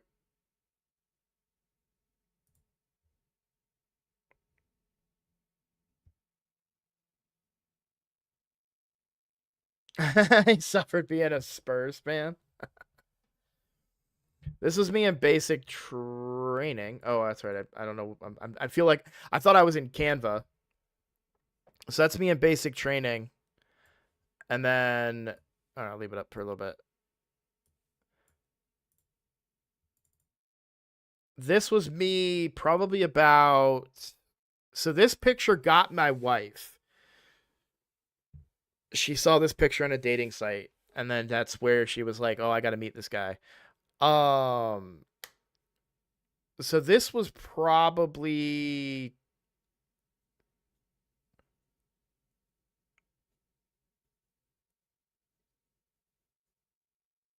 10 years ago.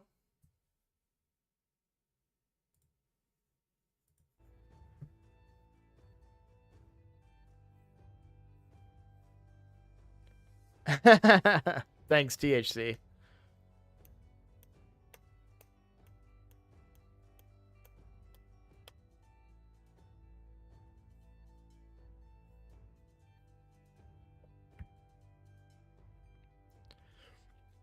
If streaming can continue to take off and get to a point where I can get a stronger schedule, I'd love to get back to that. Start going to the gym again, kind of getting healthy, eating, drinking healthy. I want to get back to that, but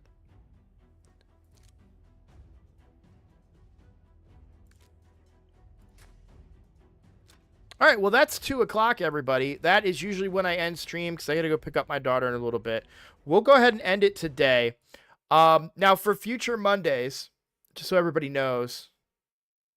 Oh, I see what I did. I'll have to log out of everything and log back in. For future Mondays, we're going to start doing a Member Monday, where you guys are going to vote on the game that I play. So I didn't do it today because I really wanted to play. I don't know if I can even afford to do it because I don't have time to play these days. It sucks. I don't know, but that's a future plan. I want to make that happen. So that'll be for members. I was gonna not stream today, but I think what I'll do is I'm not gonna stream on Friday since I have to end it early anyways. We'll take Friday off and I'll get all that stuff figured out and planned. So thanks for watching, guys. I will see you all tomorrow. Let's go over to Twitch. Can I get an exclamation point Twitch in the chat, please?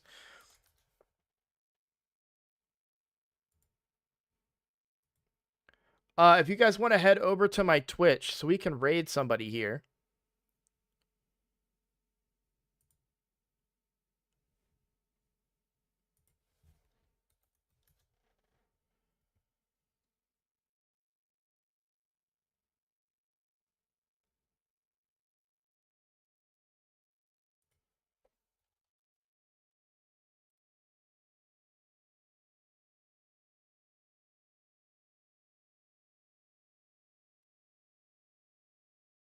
Is that Bone the one in my clan?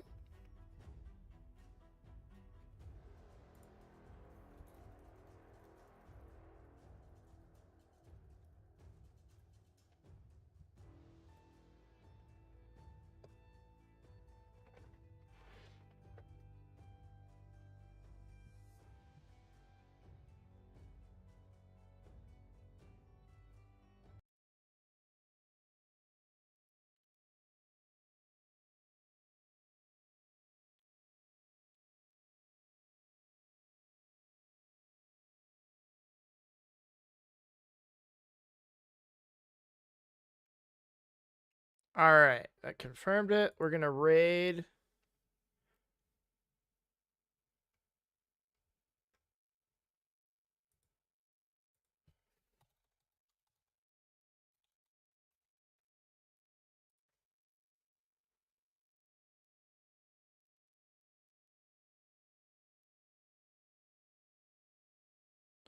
All right, does not look like they're an English channel, but regardless, we're gonna raid them. So here we go.